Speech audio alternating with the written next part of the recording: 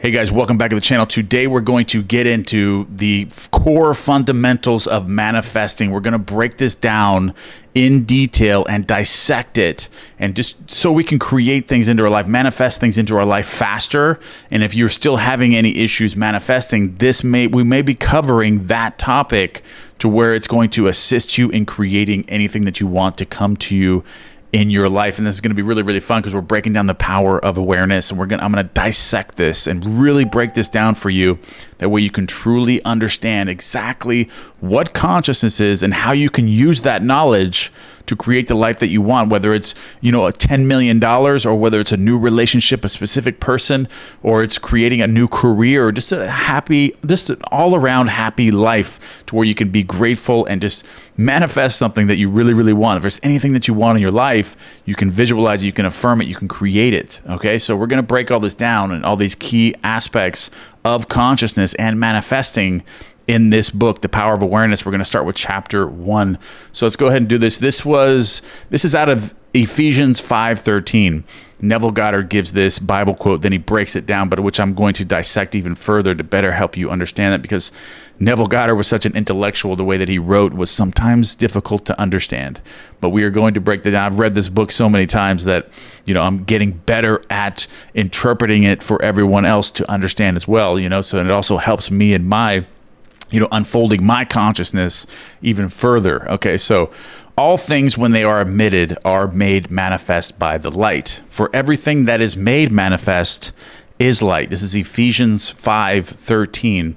The light is consciousness. Okay, so that's what he's interpreting this. Okay, this is what the Bible in its symbolic nature is saying here, that everything that is made manifest is light. Okay, from Ephesians, the light is consciousness. Consciousness is one manifesting in legions of forms or levels of consciousness. So everything is consciousness in your world. Everything you see externally, everything in your world comes from within you. Okay, so it's like the world, like everything is you pushed out. Okay, so consciousness doesn't exist without you, without your internal projection from your mind out of your eyes. That's what creates consciousness. Consciousness, or the world, your world outside of you, doesn't create itself. It does not exist if you are not an observer or a partaker in that world, observing it and assuming as you're observing it. Okay, that's what creates consciousness, which is your world objectified. Okay, so there is no one that is not all that is. Okay, so we're all particles of God. Okay, we are all particles of God. There is no one that is not all that is. For consciousness, though expressed in an infinite series of levels, is not divisional. So we're even though it appears that we're all separate and there's separate things from you, like right now, you and me, we're separate, or the screen is separate from me, this mic seems separate from my body. Really, it was not separate from me. That's just an illusion of separateness. I'm actually connected, and this is one. We're all connected. We're all one energy. There is no real gap or separation in consciousness with all of us. We're all connected. It's just an illusion of separateness. Okay, so I am cannot be divided. Okay, so God cannot be divided. There is no division. Okay, we're all one energy. Everything is connected as one. This entire hologram is us. Okay, we're all connected to it. Okay, so then Neville Goddard gets into here about the different states of being. Okay, you can be in a different state. They're just different states, but they're not separate from one another. I may conceive myself to be a rich man, a poor man, a beggar man, or a thief, but the center of my being remains the same regardless of the concept I hold of myself. At the center of manifestation, there is only one I am, manifesting in legions of forms of concepts of itself, and I am that I am. I am is the self-definition of the absolute. I am is the sole creator of everything, the foundation on which everything rests. I am is the first cause substance. The first cause substance is I am. That's what created consciousness. That is conscious. That is the foundation on which everything rests. I am is the self-definition of God. Okay, so I am is God. Okay, so we are I am. We are I am because we are God. We are all particles of God. All right, so then he gets into Exodus here. I am hath sent me unto you. So he's going to break this down. Exodus 3:14. Okay, no, he's just pointing out here where the Bible verse is actually confirming. It's confirming that I am hath sent me unto you. That is confirming that I am is the self-definition of God. I am that I am. Exodus 3:14. Be still and know that I am God. So basically he's quoting evidence in the Bible which correlates or which corresponds with I am is the self-definition of God, which actually proves that, you know, in the Bible. They keep restating this.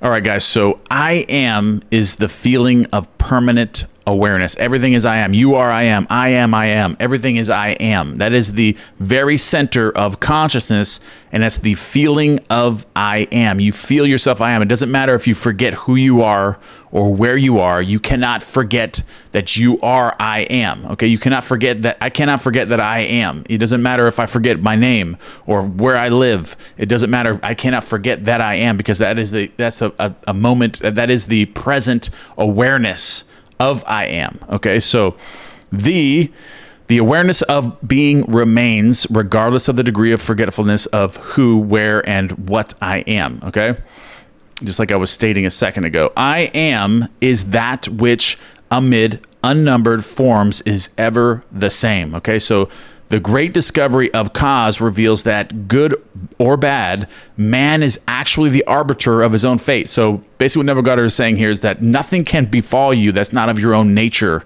of yourself. Like what you're assuming and what you're imagining, what you're picturing and out-picturing, that is what is, your world is the way that it is because of your thinking, your thoughts, your feelings. So you are the arbiter of your own fate. So anything that befalls you is of your own nature. You created everything that's happening to you in your life, whether it's unconscious or conscious. You have created that life that you have now, but you have the privilege to change that. That's why we're going into this. We're going to get into further chapters that are actually going to demonstrate and actually break down how you can start changing this, start changing your world and transferring into another world, you know, where you're creating, you're experiencing a different portion of the same world, but it's a different portion that you're experiencing, a better portion where you actually have things that you really like, you know, you have the relationship that you want, the career, the money, everything that you want, you have in this new world. Okay, so all right, so, and that is the concept of himself that determines the world in which he lives. Okay, so he goes into the concept of self, which is basically the same thing. So your concept of self is the reason you think the way that you do. The ideas that you have come from your present concept of self, and that's how you assume, and that's how you observe your world and assume things. You're assuming certain things and thinking certain things and having certain feeling states because of your present concept of self. The concept of self is the root cause of all of your thinking and feelings and what your imagery is. So that's what we have to change, and that's what he covers in here, is changing the concept of self, which dovetails everything else. So everything else is going to change once you change your concept of self. All right, so in other words, if you are experiencing ill health, knowing the truth about cause, you cannot attribute the illness to anything other than that particular arrangement of the basic cause substance, the arrangement which was produced by your reactions to life. Okay, so Neville Goddard also goes into how we don't have free will. Okay, we don't have free will, you only have the free will to assume a feeling state of assuming something, and then you automatically do that at that point. You're automatically going to take that action of whatever that you've absorbed that feeling state with, of already having, and assume, then that out pictures into your world. But you still have the free will to react to life and the things that you're going to react to, but everything outside of those reactions, you don't have any free will to change that. It just, you have to go within and change your feeling states. Okay. All right. So is defined by your, okay, let's go back over this. Okay. So you cannot attribute the illness to anything other than to the particular arrangement of the basic cause substance, the arrangement which was produced by your reactions to life and is defined by your concept of I am unwell. This is why you are told, let the weak man say, I am strong, in Joel 3:10. So the Bible was trying to tell this, it was telling us this, explaining this Same theory, but just symbolically. So here's what we're doing. We're breaking this down, that way we can use the most powerful book in the world, which is the Bible, but understanding it correctly, that way we can, you know, advance in our lives and actually create great things in our life. Okay, so let the weak man say, I'm strong, Joel 3:10, for by his assumption, the cause substance I am is rearranged and must therefore manifest that which. See, this is where the change can happen. You at any point can change your concept of self. You have that privilege of changing your feeling state at any time. And then when you change that feeling state, the concept of yourself changes, then your thoughts change, your images change, everything changes, then your whole experience of consciousness changes. You'll move and experience a different portion of consciousness where you have everything that you want. Okay, so, and there's also the theory of the parallel realities where you shift that too, but that's so many different variables with that. I want to get into that later, where you're actually shifting into another parallel reality, but it's the same consciousness, and they parallel each other, all these different levels of consciousness, just like there's a version of you that's, you know, that's a billionaire right now, and there's another version of you that's already passed away, that's already died, or is homeless, you know, in all these different worlds, and there's all these different stages, and they're all parallel, but it's all consciousness, and you travel there, and everyone else is just playing their parts. All right, so, but we're going to get into that later. I want to talk more about that as well. So this principle governs every aspect of your life, be it social, financial, intellectual, or spiritual. All right, so it's the rearrangement of your mind. That your concept of self determines, you know, that your aspect of, be it social, financial, intellectual, or spiritual. Okay, so I am is that reality to which whatever happens, we must turn for an explanation of the phenomena of life.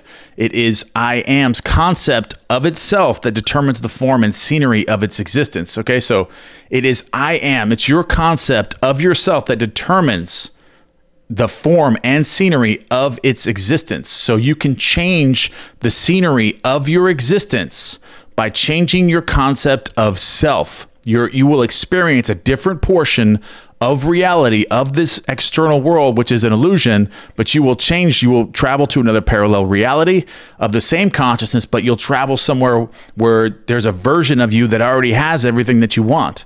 And you'll automatically do that by changing your concept of self and feeling states.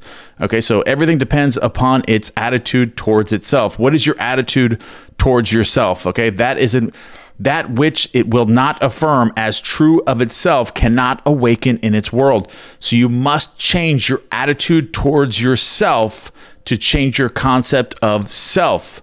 Okay, so that's what transforms your world. That's what changes your experience, or what you're experiencing in this consciousness or these parallel realities. Everything depends upon it's your attitude towards yourself, like your unconscious attitude towards yourself. That is your concept of self.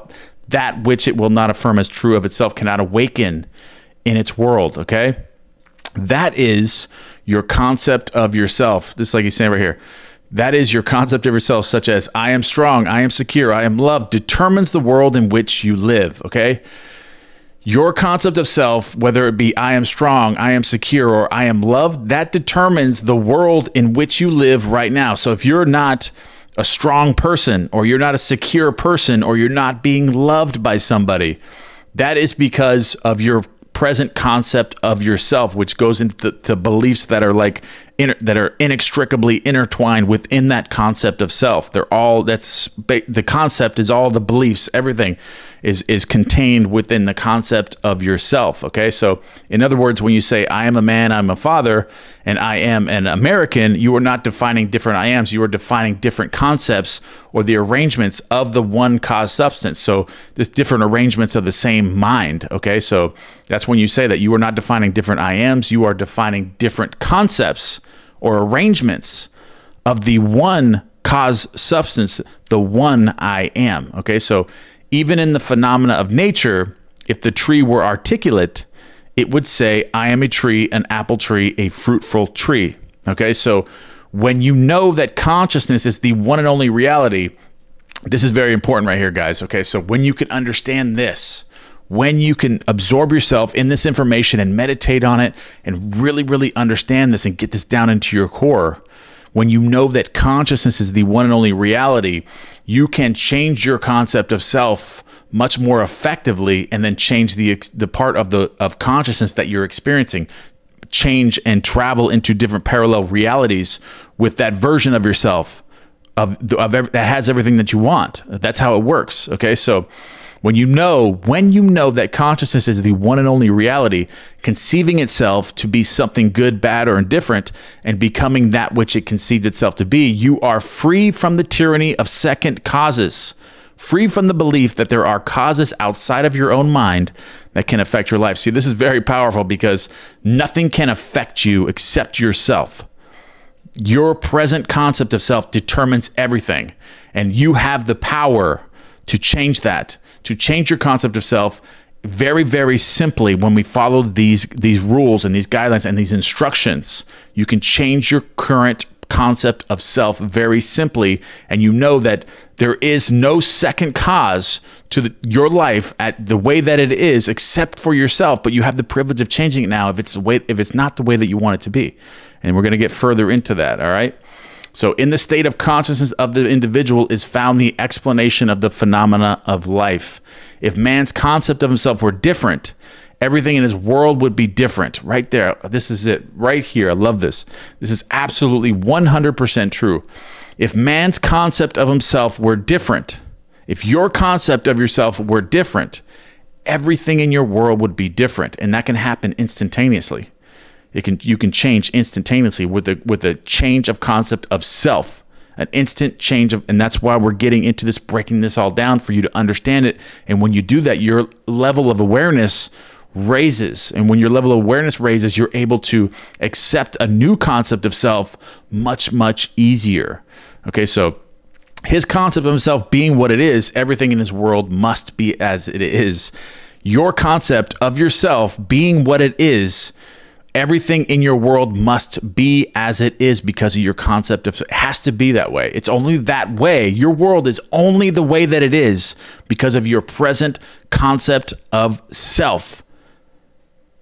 Hear that, okay? Hear that. Understand that your concept of yourself right now is the reason that your world is as it is right now. So if there's anything in your world that you're not happy with, you're struggling here or you're struggling there, it's because of your present concept of self, but you have the privilege of changing that.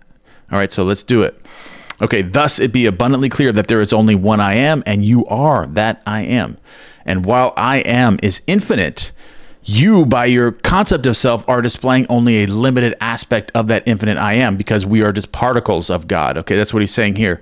And while I am is infinite, God is infinite. By your concept of yourself are displaying only a limited aspect of the infinite I am. So you're just one particle of I am, but you are I am. Okay. Build thee more stately mansions, O my soul, as the swift seasons roll. Leave thy low vaulted past. Let each new temple nobler than the last. Shut thee from heaven with a dome more vast, till thou at length art free, leaving thine outgrown shell by life's unresting sea. That is Oliver Wendell Holmes Sr. That's it, the Chambered Nautilus. Love it, guys. All right, this is the very first chapter we're getting to. I don't think I've ever broken this chapter down before, because this was like one of the most difficult chapters to really break down and actually interpret this so you could understand it, because it's so confusing sometimes. Because Neville Goddard was such an intelligent and so intellectual with his wording. Like you could have made this one chapter into an entire book, which I am actually doing. I'm actually writing a book on this, and I'm breaking this all down in my own words. That way you can better understand. That way you can read it. But it's taking some time because I want it to be really, really good when it does come out. When I do send this one out, guys. But anyways, I love you guys very much. Don't forget to give me one thing you guys are grateful for. We're going to be starting on chapter 2. We're going right back through all of these. We're going to break these down. And then we're going to break this down even further to where you can actually start learning how to change your concept of self. That way you can change your world, the world that you're experiencing, or the portion of reality that you're experiencing, and change those parallel realities, which is going to be really, really fun. And ultimately you're going to change your entire life, because after this chapter, you know now that the only reason your life is the way that it is because your current concept of self. So if you changed your concept of self right now, your world has to change with it. So, that's the fun part about this. So we have the privilege of changing that, and that's what we're learning. All right, guys, I love you guys very much, and I will see you guys in chapter 2.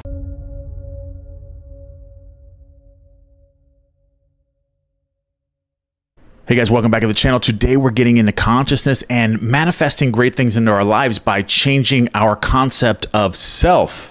Just like we learned in the previous chapter with I am, is the reason our lives or our worlds are the way that they are, whether they're good, bad, or indifferent, is because of us, our current concept of self. But when we can change that concept of self, we can actually change our external world and actually experience a different portion of that with, and transfer to that version of ourselves that already has everything that we want, the relationship, the career, the money, everything. And that's what we're learning right now. So let's go ahead and jump into chapter 2. This is consciousness, where we break this down even further. So I'm going to go ahead and jump right into this, and I'm going to break this down for you very, very well. That way you can understand this and actually start really applying this in your life. Because if your world right now, if there's anything in your life right now that you're just super, super unhappy with, and something had happened to you, or you don't have the money you want, or the career you want, or the relationship you want, it's because of your current concept of self. But the fun part about it is we can change it. You can absolutely change it. You could do it right now. And that's what we're teaching. That's what I'm teaching you. And that's what Neville Goddard was teaching us in all of his books. Is he was just such an intricate person. He was so intellectual that he didn't break it down quite, well enough for everyone to understand the first time reading it. So you have to read it so many times. And that's what I've done, so I'm going to be able to break this down for us right now. Okay, so chapter 2, consciousness. It is only by a change of consciousness, by actually changing your concept of yourself, that you can build more stately mansions, the manifestations of higher and higher concepts. And that kind of comes to the unfoldment of consciousness itself. It's like when you read something the first time, you get something out of it. You read it a second time, you get even more. It's like a different book or a different chapter every time. That's because your level of awareness and your consciousness and your concept of self is actually growing, is changing. So every time your concept of self changes, you can see things that weren't there before. And that's the same thing with your world. It starts transforming. As your awareness increases, you start seeing different things, and you start noticing different things. They were there before, but you can't see them. You cannot see them.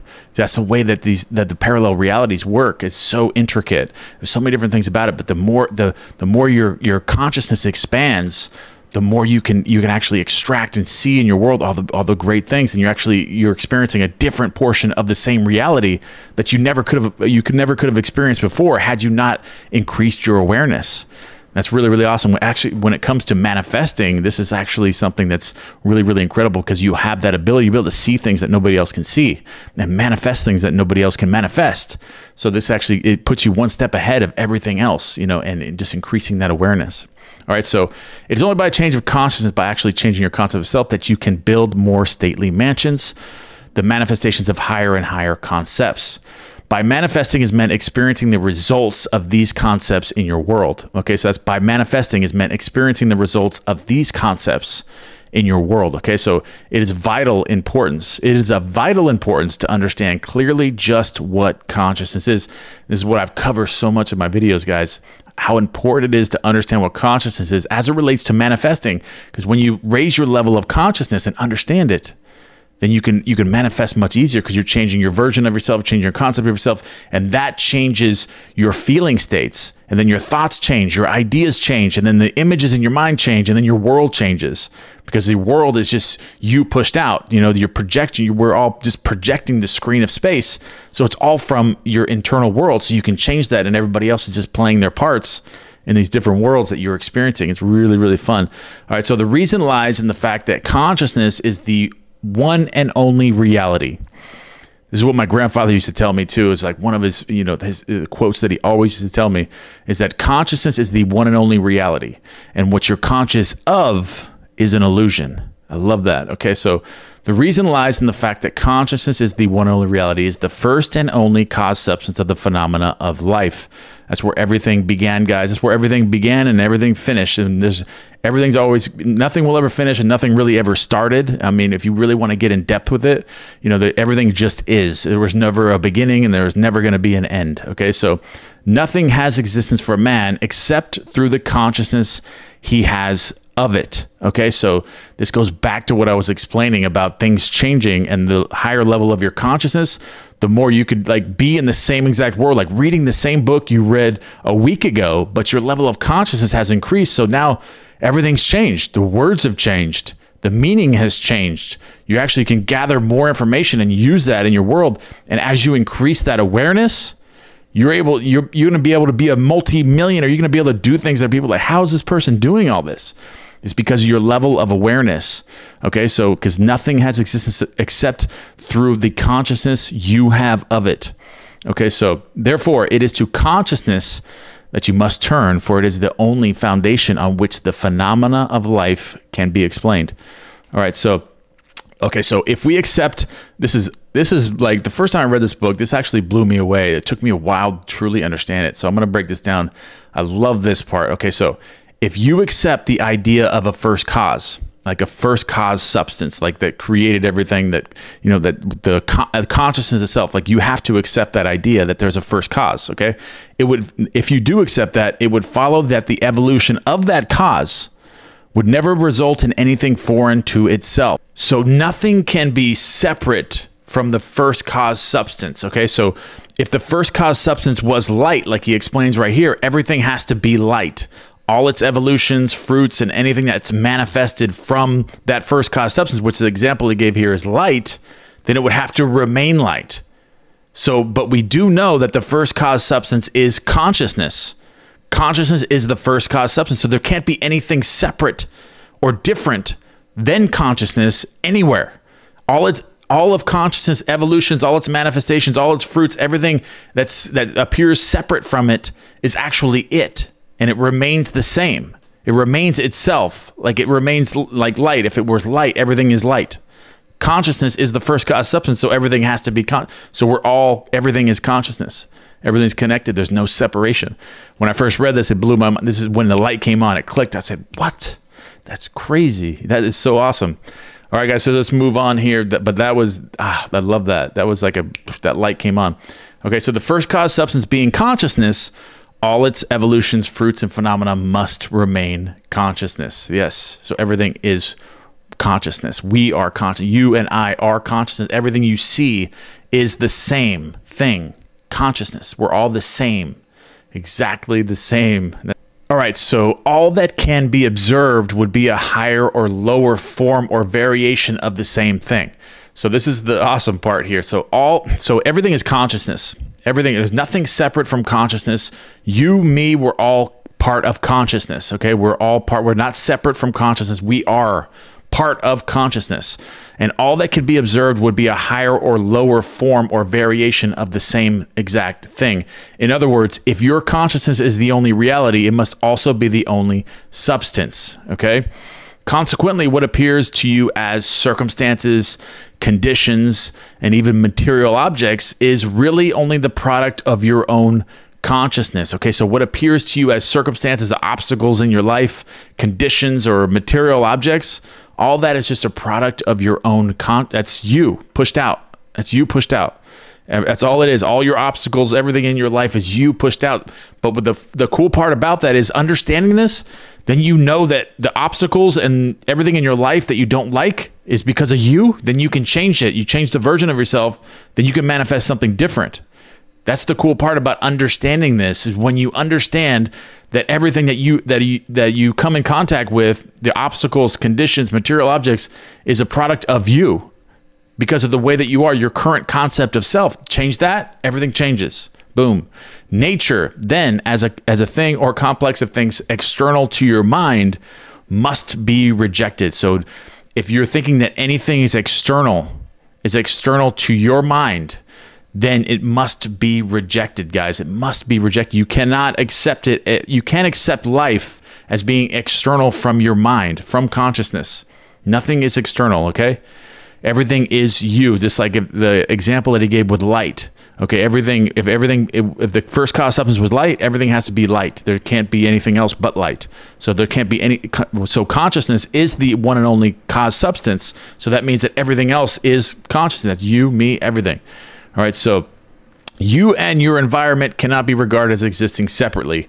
You and your world are one. There it is. Neville Goddard said it pretty clearly. You and your environment cannot be regarded as existing separately. You and your world are one. Therefore, you must turn from the objective appearance of things to the subjective center of things. You must turn from the objective appearance, so turn internally.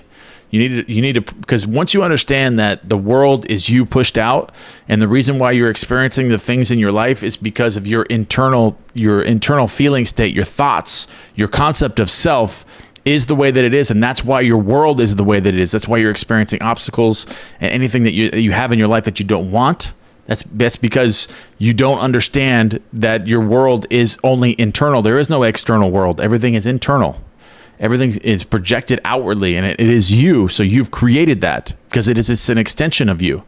So you must turn from the objective appearance of things to the subjective center of things, your consciousness, if you truly desire to know the cause of the phenomena of life and how to use this knowledge to realize your fondest dreams, to manifest a great life, okay? To actually accomplish great things and actually live the life that you truly want to live.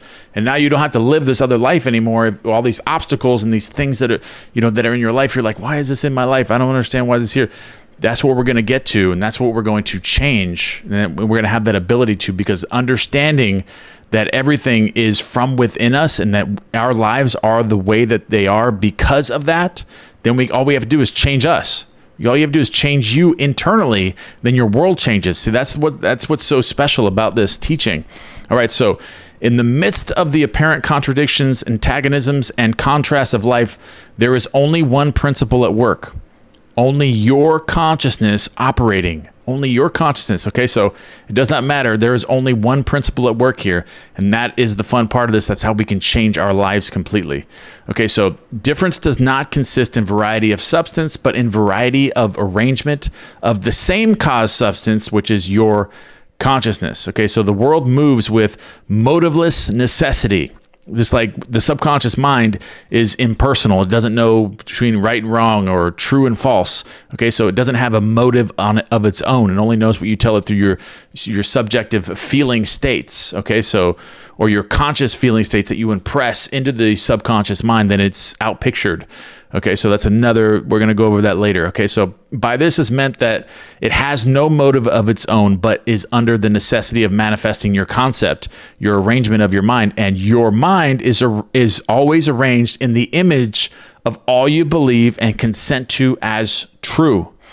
Okay, so the rich man, the poor man, the beggar man, or the thief are not different minds, okay, but different arrangements of the same mind, because we're all one energy, guys. So there's no separation. We've gone over that. In the same sense that a piece of steel, when magnetized, this is a good example, differs not in substance from its demagnetized state, but in the arrangement and the order of its molecules. So you get a piece of steel and you arrange the molecules in a certain way, then it's magnetized. But you change that order, the arrangement of that order, then it's no longer magnetized. It's just a piece of steel. That's the same way you can look at, the different states of man. Okay, the different states of man. We're all the same cause substance, but those are just different states that you can hold of your concept of self. Whether it's a rich man, a poor man, or a beggar man, those are just concepts of self. But you have the privilege of changing that by understanding this. So this is how you change that. So if you are a poor man or a beggar man or a rich man and you want to change that now, this is how you do it. Okay, so a single electron revolving in a specific orbit constitutes the unit of magnetism. Okay, so when a piece of steel or anything else is demagnetized, the revolving electrons have not stopped. Therefore, the magnetism has not gone out of existence. There is only a rearrangement of the particles so that they produce no outside or perceptible effect. When particles are arranged at random, mixed up in all directions, the substance is said to be demagnetized. But when particles are marshaled in ranks, that a number of them face in one direction, the substance is a magnet. Magnetism is not generated, it's displayed. Okay, we are not generated, we are displayed. Health, wealth, beauty, and genius are not created, guys. Health, wealth, beauty, and genius are not created. Okay, so they are only manifested by the arrangement of your mind. So you can change the arrangement of your mind. We have that privilege of changing the arrangements of our mind because if you're not healthy, you're not wealthy, you're not beautiful, you're not a genius. All you have to do is change the arrangement of your mind, just like the steel. Okay, just the rearrangement of the particles in line. You change that feeling state. You change that concept of self. Then you can create health. You can create wealth, beauty, genius, all this. Okay, so that is by your concept of self, and your concept of self is all that you accept and consent to as true. What you consent to can only be discovered by an uncritical observation of your reactions to life. Okay, so so pay attention here. What you consent to can only be discovered by an uncritical observation. So this is like a test how you can tell, you know, what you're consenting to as true of yourself, but your observations of your reactions to life. Your reactions reveal where you live psychologically, and where you live psychologically determines how you live in the outer visible world. Your reactions reveal where you live psychologically, and where you live psychologically, that's where you're going to live externally, you know, in the visible world. All right, guys, so the importance of all of this in your daily life should be immediately apparent, okay? The basic nature of the primal cause is consciousness, the basic nature of the primal cause. So everything in your life right now is internal. The way that it is because of your current concept of self, but we're going to learn how to change that. All right, that's what we're going to get into in the following chapters. I think the next chapter here is the power of assumption, which is chapter 3. We're going to break this down. We're going to get into how to we get into different exercises on how we can start changing our present concept of self, which ultimately changes your feeling states, your thoughts, your ideas, and that's what creates your reality. What would you do right now if you had $100 million in your bank account? You could do anything that you wanted. You could travel the world. You could buy 10 exotic cars. You can buy 10 exotic houses. Now you can travel anywhere, have any relationship that you want. What types of things in your life would change? What types of things in your life would you change? That's a question you should ask yourself, because this is the power of assumption. And when you're using your assumptive thinking this way, and when you're changing that state of consciousness, which what we're doing here is changing our states of consciousness, asking ourselves these questions, putting ourselves in that feeling state of being exactly what we want to be, and then what would happen? What would we be doing? What kind of relationships would you have? That's the questions you need to ask yourself to change your your state of consciousness and your concept of self, to raise that level. Keep asking yourself these questions. But what would I do if I was the person that I wanted to be right now? Would I be in this relationship? Would I be living here? Would I be doing this?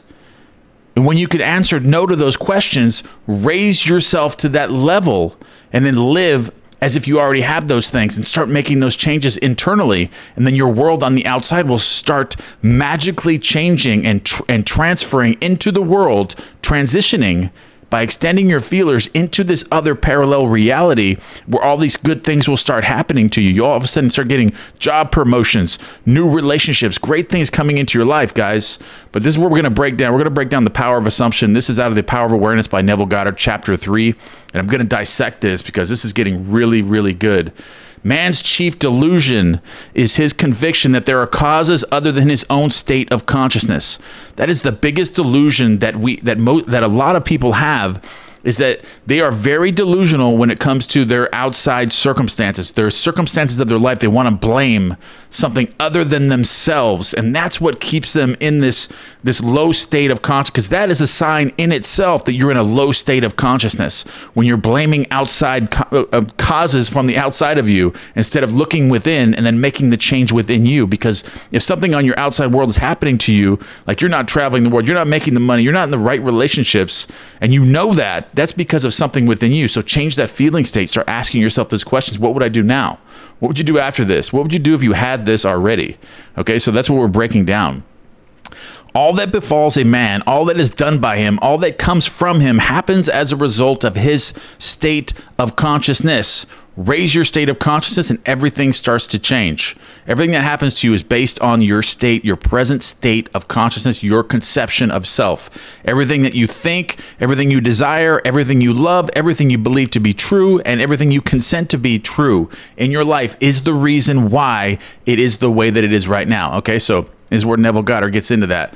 A man's consciousness is all that he thinks, desires, loves, and all that he believes is true and consensus. So that's that's all connected to your current state of consciousness. Everything you think, everything you desire, everything you love, all of the things that you believe and consent to as being true is the reason why your world is the way that it is. And we're going to change all that. But you first step to this is understanding how this all works. That way you can start making the appropriate changes and stop attacking your external world like it's something outside of you that's causing this, because it's not. not. Okay, so, and this is where Neville Goddard points it out. That is why a change of consciousness is necessary before you can change your outer world. A change of consciousness is absolutely necessary before you can change your outer world. Rain, right here is a good example. Rain falls as a result of a change in temperature in the higher regions of the atmosphere. So in like manner, a change of circumstance happens as a result of a change in your state of consciousness. Right here in the Bible, it was telling us this in the Bible, throughout the Bible. Romans 12:2, be ye transformed by the renewing of your mind. Your whole world will transform when you renew your mind, change your version, your concept of self, your state of consciousness. To be transformed, the whole basis of your thoughts must change. That's why I was asking the questions when we opened with this video. That's because when you ask these questions, when you're asking yourself this question, what would I do right now if I had $100 million? Or whatever you desire in your life. Maybe it's not $100 million. Maybe it's something a little less than that, or, you know, just living comfortably and happy is all you want. But ask yourself that question. You know, how would I feel? I mean, what would those ideas be? You know, if I were happy right now, if everything was the way I wanted it to be in my life, how would I feel right now? And then allow those ideas to come into your mind. And that's when you start having that automatic action. You're impressing the subconscious mind with the new ideas, with new feeling states. And then you start reacting to those. And then your world will actually start transforming on the outside without having to do anything. But that's where it all begins, because your thoughts cannot change unless you have new ideas. For you think from your ideas. You think from your ideas, ideas and then thoughts, then images, and then feeling states. Okay, so the first step, or all transformation, begins with an intense, burning desire to be transformed. So think of it right now, okay? The $100 million in your bank account, do you want that? Do you have a burning desire for that? How is it just a vague desire, or is it actually a burning desire to get that? And if it is, then that is the first step. That is the main key for all transformation to begin. Okay, so the first step in renewing of the mind is desire. You must want to be different before you can begin to change yourself. You must want that $100 million. You must want it. You must want it in order to do the work to change your concept of self. Not focusing on the $100 million, but focusing on the feeling of already having it. That's what impresses into the subconscious mind. You don't think, oh, I want $1 million, because that puts you, that's pushing it away from you. You don't have it right now. You're saying, I don't have it. When you're wanting something, you're saying, I don't have that right now. So don't do that. Just think. Ask yourself that question, because that causes that change in concept. It changes the ideas in your mind, and then the thoughts start changing. And then the images start changing. The feeling states are. What would I do if I had $100 million right now? Oh, I'm gonna go to Dubai. I'm gonna travel the world. Or I'm gonna have this relationship, or I'm gonna have several relationships, or I'm gonna buy a brand new car. I'm gonna get that house I always wanted. You know. These ideas start coming in your mind, and it starts changing. It'll start changing your present your conscious state, which is your concept of self. And then it starts changing after that. Okay, you must want to be different and intend to be before you can change yourself. Then you must make your future dream into a present fact. And this is what creates those new ideas in your mind, is when you can make your future dream a present fact and then impress that in the subconscious mind. And then things will start changing. Your ideas create externally. Even if you don't take action from your new ideas, those ideas create a different external reality that you're living in. They may be you taking actions automatically, that may be part of it, but a lot of it's going to be your external world changing on its own just from your new ideas, because the world is you projected outwardly.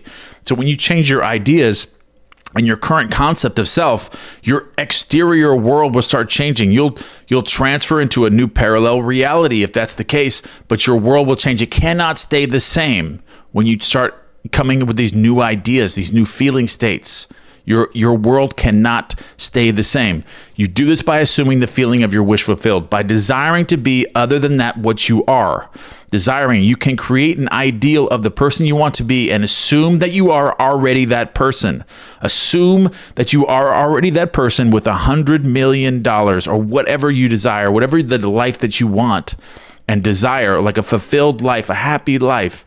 You have to assume that you already are that person, and then those ideas will come to you. They will automatically be implanted into your mind from the subconscious, and then you will react from those ideas with your thoughts and then images, and then then your external world also changes with that new assumption that you're making. Because if this assumption is persistent, and also until it becomes a dominant feeling, the attainment of your ideal is inevitable, which is consistency. Like repetition can help with this, because if this assumption is persistent and until it becomes a dominant feeling, you know, and even doing this periodically can really, even if it's only a couple minutes every single day or every hour or something, you know, you're doing it like that, you're doing it, you're building it up. Because, you know, like it's like riding a bike. Like when you were a kid, you first got on the bike, you know, you couldn't ride the thing, okay? You were falling off the bike, you know, at least I was when I was a kid. I'm falling off the bike, but sooner or later, after repetition of getting on this bike, it became like a subconscious program. Okay, I'm getting on the bike, before I know it, I'm already at my friend's house and don't even remember how I got there. Okay, so what you're doing with repetition is you're programming the subconscious mind with this new way of thinking, these new patterns. So then your subconscious mind will like transform you into automatically thinking this way. Then you're automatically going to be assuming things automatically. You're not going to have to keep doing repetition. You're not going to have to be doing repetition for very long. Once you program the subconscious mind with this new idea, this new version of yourself, it becomes automatic. Just like riding that bike or driving a new car or driving a car for the first time when you first got your license. You know, it's like that. Eventually, you get in the car, you grab a steering, you turn it on, boom, you're driving, you're at your destination before you even know it. But when you first got into it, you actually had to focus on everything. You had to keep doing it until you impress that subconscious mind with this new thing that you're doing. And that's the same way that this works when you're trying to change your concept of self and create new things into your life. Okay, so here it is. If this assumption is persistent until it becomes a dominant feeling, the attainment of your ideal is inevitable. That means it's going to happen. The ideal you hope to achieve is already ready for an incarnation or to materialize in your world. But unless you offer it, unless you allow it human parentage, or you're giving it consent to come into your life, it is incapable of birth. You have to give it. You have to allow this new way of thinking into your life, these new ideas. Stop blaming the outside, start changing the inside. Therefore, your attitude should be one in which having your desire to express a higher state. Okay, so you alone accept the task of incarnating this new and greater value for yourself. You must do it. You must do the work. Just like riding the bike, you actually have to get on it. At first, it's going to be difficult. You're going to fall off of it, but keep getting back up. And I promise you that you will be able to ride that bike without even trying after a short period of repetition. Okay, so in giving birth to your ideal, you must bear in mind that the methods of mental and spiritual knowledge are entirely different. This is very, very important right here, guys. I'm going to read that again. Okay, so in giving birth to your ideal, your new state of being, your new state of consciousness, your conception of self, you must bear in mind that the methods of mental and spiritual knowledge are entirely different. Mental and spiritual knowledge are entirely different. This is a point that is only truly understood by one person in a million, guys. And I'm going to cover this, that way you can understand it. You know a thing mentally by looking at it from the outside, by comparing it with other things. Okay, so like logically. So when you think of something mentally, you're logically comparing it. You're not being delusional. You're not living in that. You're not living in the spiritual world. You're living in a logical world that is containing you. That is limiting you. That's a limiting factor by thinking logically when it comes to this, like mentally looking at it from the outside, comparing it with other things, by analyzing it and defining it and wondering how it's going to happen. Basically, that's thinking of it. Okay, that's thinking. That's what Neville Goddard. You're thinking of it when you're thinking logical. Whereas you can know a thing spiritually only by becoming it. When you become it, then you're in the spiritual world now. Okay, so where logic is out the window. You don't need to know how it's going to come. You're thinking from it. You're actually inside of it. Then you become inside of the actual, if it's the imaginal clip, you're inside of it, because when you're thinking spiritually, there's nothing that's going to block you. There's nothing that's limiting you. You can be right inside of it and be the thing itself, instead of looking at it and analyzing it from the outside, looking at it logically, like, oh, there's no way that I can be doing this right now, and how's that going to happen? All these things, thinking of it. You have to think from it. Think from it and think spiritually. Okay, so you must be the thing itself and not merely talk about it or look at it. You must be like the moth in search of his idol, the flame, who spurred with true desire, plunging at once into the sacred fire like a moth. What moths do when there's a fire, they fly right into it.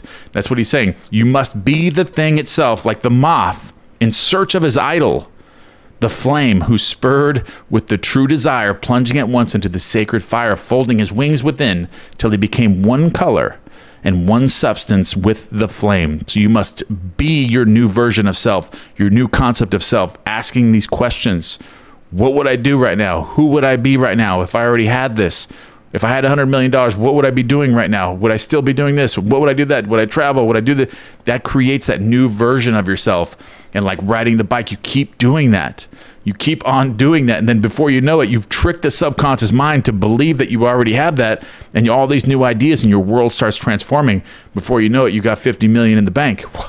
What that happened? Okay, so he only knew the flame who in it burnt, and only he could tell who near to tell returned. All right, so just as the moth in his desire to know the flame was willing to destroy himself, so must you in becoming a new person be willing to die to your present self. You must die to your old limited self, your old logical self, wondering how this is going to happen. I've always had these bad things happening in my life. This logical way of thinking. Start thinking spiritually that anything is possible. Anything is possible, thinking from it. Get inside of it.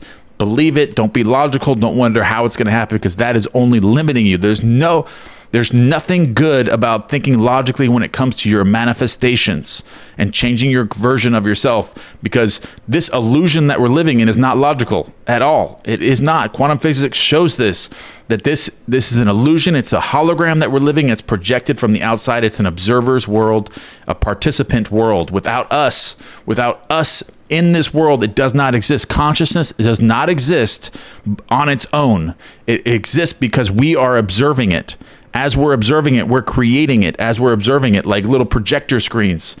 It doesn't exist without us, okay? So that's not logical, so you can think spiritually now, because spiritually is the right way to think, okay? So just as a moth in its desire to know the flame was willing to destroy himself, so must you in becoming a new person be willing to die to yourself. You must be conscious of being healthy if you are to know what health is.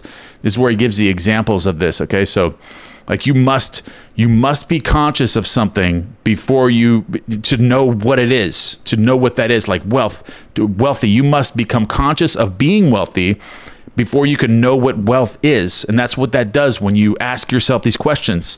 You're implanting these new questions. I'm wealthy now. Okay, what would I do after that? Okay, so that's what you're doing right there. You're being conscious of being wealthy. And then you're being persistent with that, but keep asking the questions, keep visualizing, keep affirming whatever method you want to use, whatever works best for you, wealth or success. You're repeating wealth and success. If there's conflict with I am, that's okay too. Whatever it is that creates a new feeling state in these ideas, which you can feel that when you're asking the questions. This is working, okay? This is working. You can feel it as it's working. That's why my meditations are so powerful. That's what they do. And if you continue to listen to those, you will have huge changes with your concept of self, and have thousands of testimonials already with complete transformations from falling asleep to my meditations. That's why I love this so much with you guys. You must be conscious of being secure if you are to know what security is. Same method there, guys. Therefore, to incarnate a new and greater value of yourself, you must assume that you already are what you want to be, and then live by faith in this assumption, which is not yet incarnate in the body of your life, in confidence that this new value or state of consciousness will become incarnated or manifested through your absolute fidelity to the assumption that you are that which you desire to be. This is what wholeness means, what integrity means. They mean submission of the whole self to the feeling of the wish fulfilled, in certainty that new state of consciousness is the renewing of mind which transforms. There is no order in nature corresponding to this willing submission to the self, to the ideal beyond the self. Therefore, it is the height of folly to expect an incarnation of a new and greater concept of self to come about by natural evolutionary process. So you're just going to remain as you are, unless you actually start practicing this. If you start, you got to start affirming, you got to start asking questions, you got to start getting in that feeling state of being a higher level of yourself and being persistent. Keep forcing yourself in there as much as you can. Oh, I am a millionaire, or wealth and success.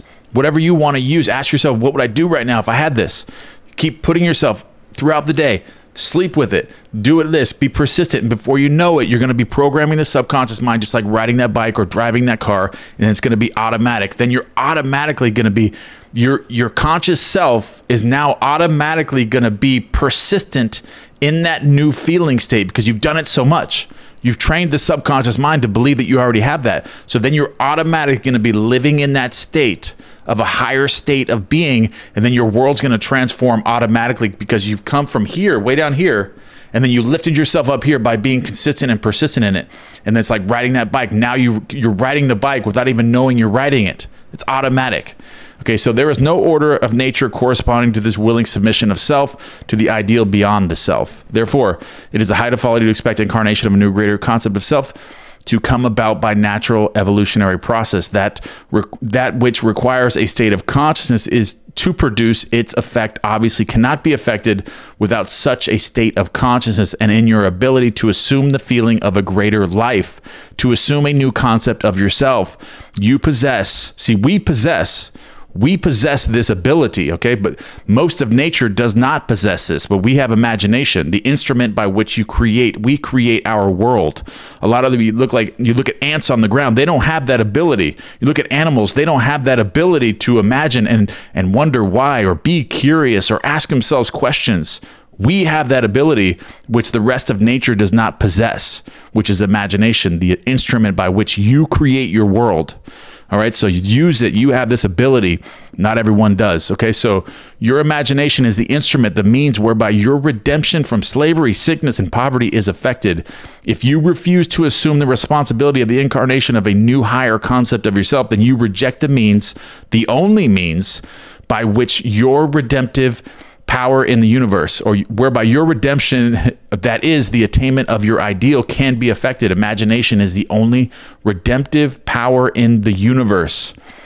However, your nature is such that it is optional to you whether you remain in your present concept of self, a hungry being longing for freedom, health. That's your current state. You're in your current state. Your nature is such that it's optional to you right now. You can remain in it. You can remain it. You can watch this video and be like, okay, yeah, he's got a good point. That probably works, but you know, I'm not going to get out of my comfort zone. I'm not going to keep doing repetition. I'm not going to do this. I'm not going to affirm. I'm not going to visualize. I'm not going to imagine. I'm not going to ask myself questions. Then you're going to remain where you are. But if you just do this a few times a day, you're going to build that momentum. And before you know it, you're going to be in a whole new level of concept, of a whole new level of reality, attracting and assuming great things in your life, and in your whole exterior world, which is an illusion. It's a hologram, is going to change. It's going to change, guys, but you can choose not to if you don't want to, or choose to become the instrument of your own redemption, imagining yourself as that which you want to be, and thereby satisfying your hunger and redeeming yourself. Oh, be strong then and brave, pure, patient, and true. The work that is yours, let no other hand do. For the strength for all need is faithfully given from the fountain within you. The fountain within you, guys. The kingdom of heaven. All right, guys, that's the end of this chapter. But remember that this is the power of assumption, guys. This is the power of assumption. You have the power to change your life internally, because there is no external world. You're living in an internal world, a psychological world that is being projected outward. So everything in your life is as it is because of your internal belief systems, your ideas, your thinking, your feeling states, your concept of self. And when you can change your concept of self, you get new ideas. And when you get new ideas, you get new thoughts, and then new images and new feeling states, and then a new life. So, but you have to start doing this, either whether it's affirming throughout the day, or whether it's scripting, or whether it's asking questions, doing 369. It's putting yourself in that feeling state throughout the day. It doesn't matter what methods. And when you go to sleep, listen to my meditations, fall asleep with that, because that's what those are doing. And that's the most receptive time with the subconscious mind, is as you're falling asleep. So check out those meditations, fall asleep with those, and do this throughout the day as much as you possibly can. And before you know it, the subconscious mind is now trained to put you into that high level of concept of self, a new level, and then your outside world will start transforming, and you'll have new ideas. Your world will have new ideas. You'll transfer to that new parallel reality if that's the case. All right, guys, I love you guys very much, and I will see you guys in the next chapter.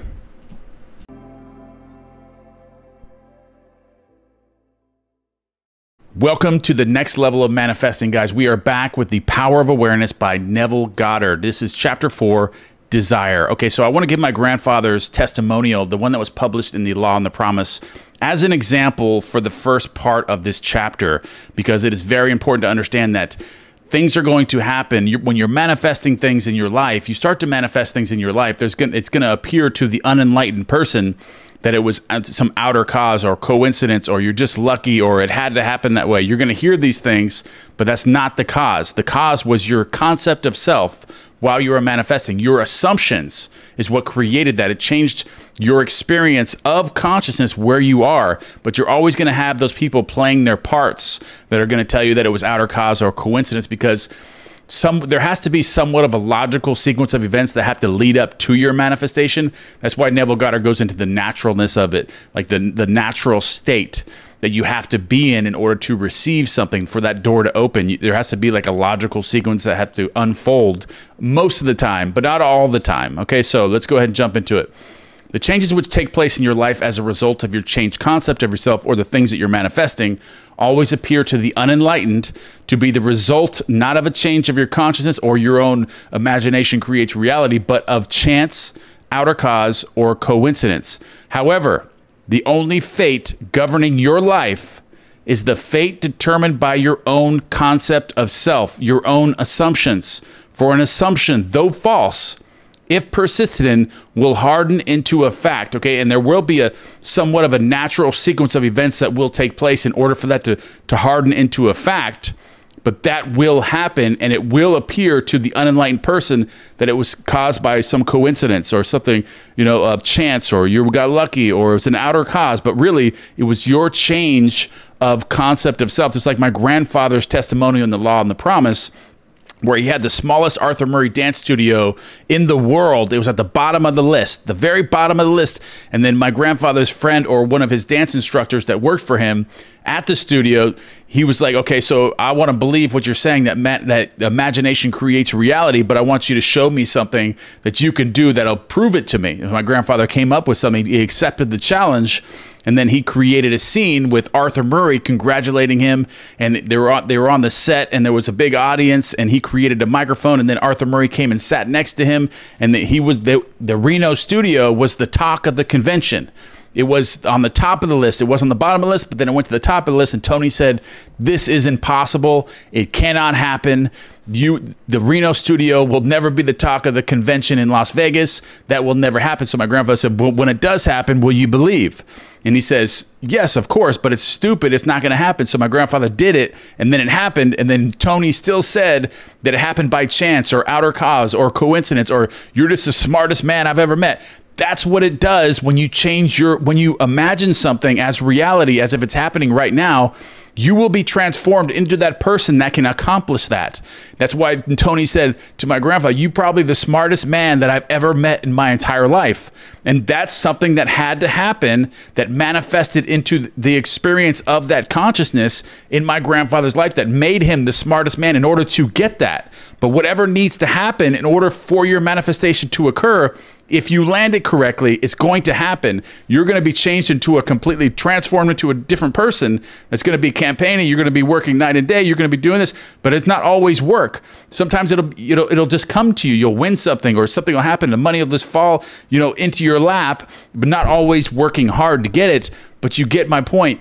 So whatever you imagine, whatever it may be something just crazy, far-fetched. It doesn't matter. If you can create the scene and make it real in your imagination and change your concept of self. You can even do it through affirmations, whether you're falling asleep with different meditations that are programming you in that suggestive time when you're falling asleep and programming you with a new concept of self. You're going to become that person that someone's going to say, "That's the smartest person I ever met." You're going to be programmed with that program, with that person that can now get those things. That's how it works, but it'll seem like from the unenlightened person or the non-believer, somebody that just is an automaton or just a sleepwalker, I like to put it. They're just sleepwalking their life away, not creating any, not consciously creating anything, just unconsciously assuming, because we're always assuming something. There's no time in your life ever that you are not making assumptions. So it's time to take control, conscious control of your assumptions rather than unconscious control of your assumptions, which all is rooted from your concept of self. That's why it's so important. That's why Neville Goddard goes over this so well in The Power of Awareness, is your concept of self is where it all starts. That's the foundation. And then everything else is kind of dovetails out of there. It's kind of created within or comes out of your concept of self. And that's your personality. And that's what is based on your assumptions, the things you consent to and believe to be true in your life, and your actions and your outer actions, you know, from your inner state are going to create outer actions in your life.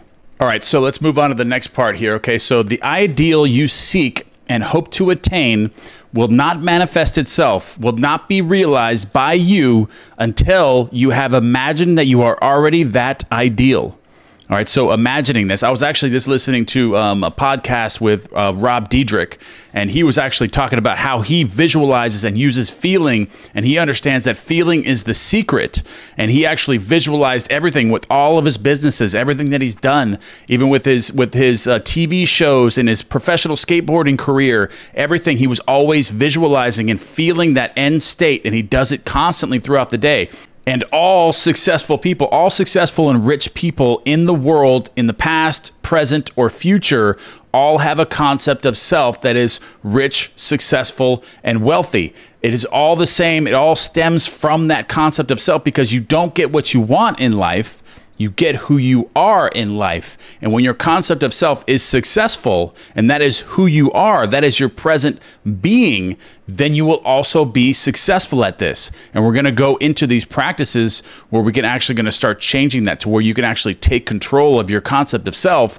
And you can also do that by visualizing and affirming right now and changing your concept of self, and make this radical psychological change within yourself. And you can move yourself into this new level of manifesting great things into your life. And I like the way Neville Goddard says this here. It's so true.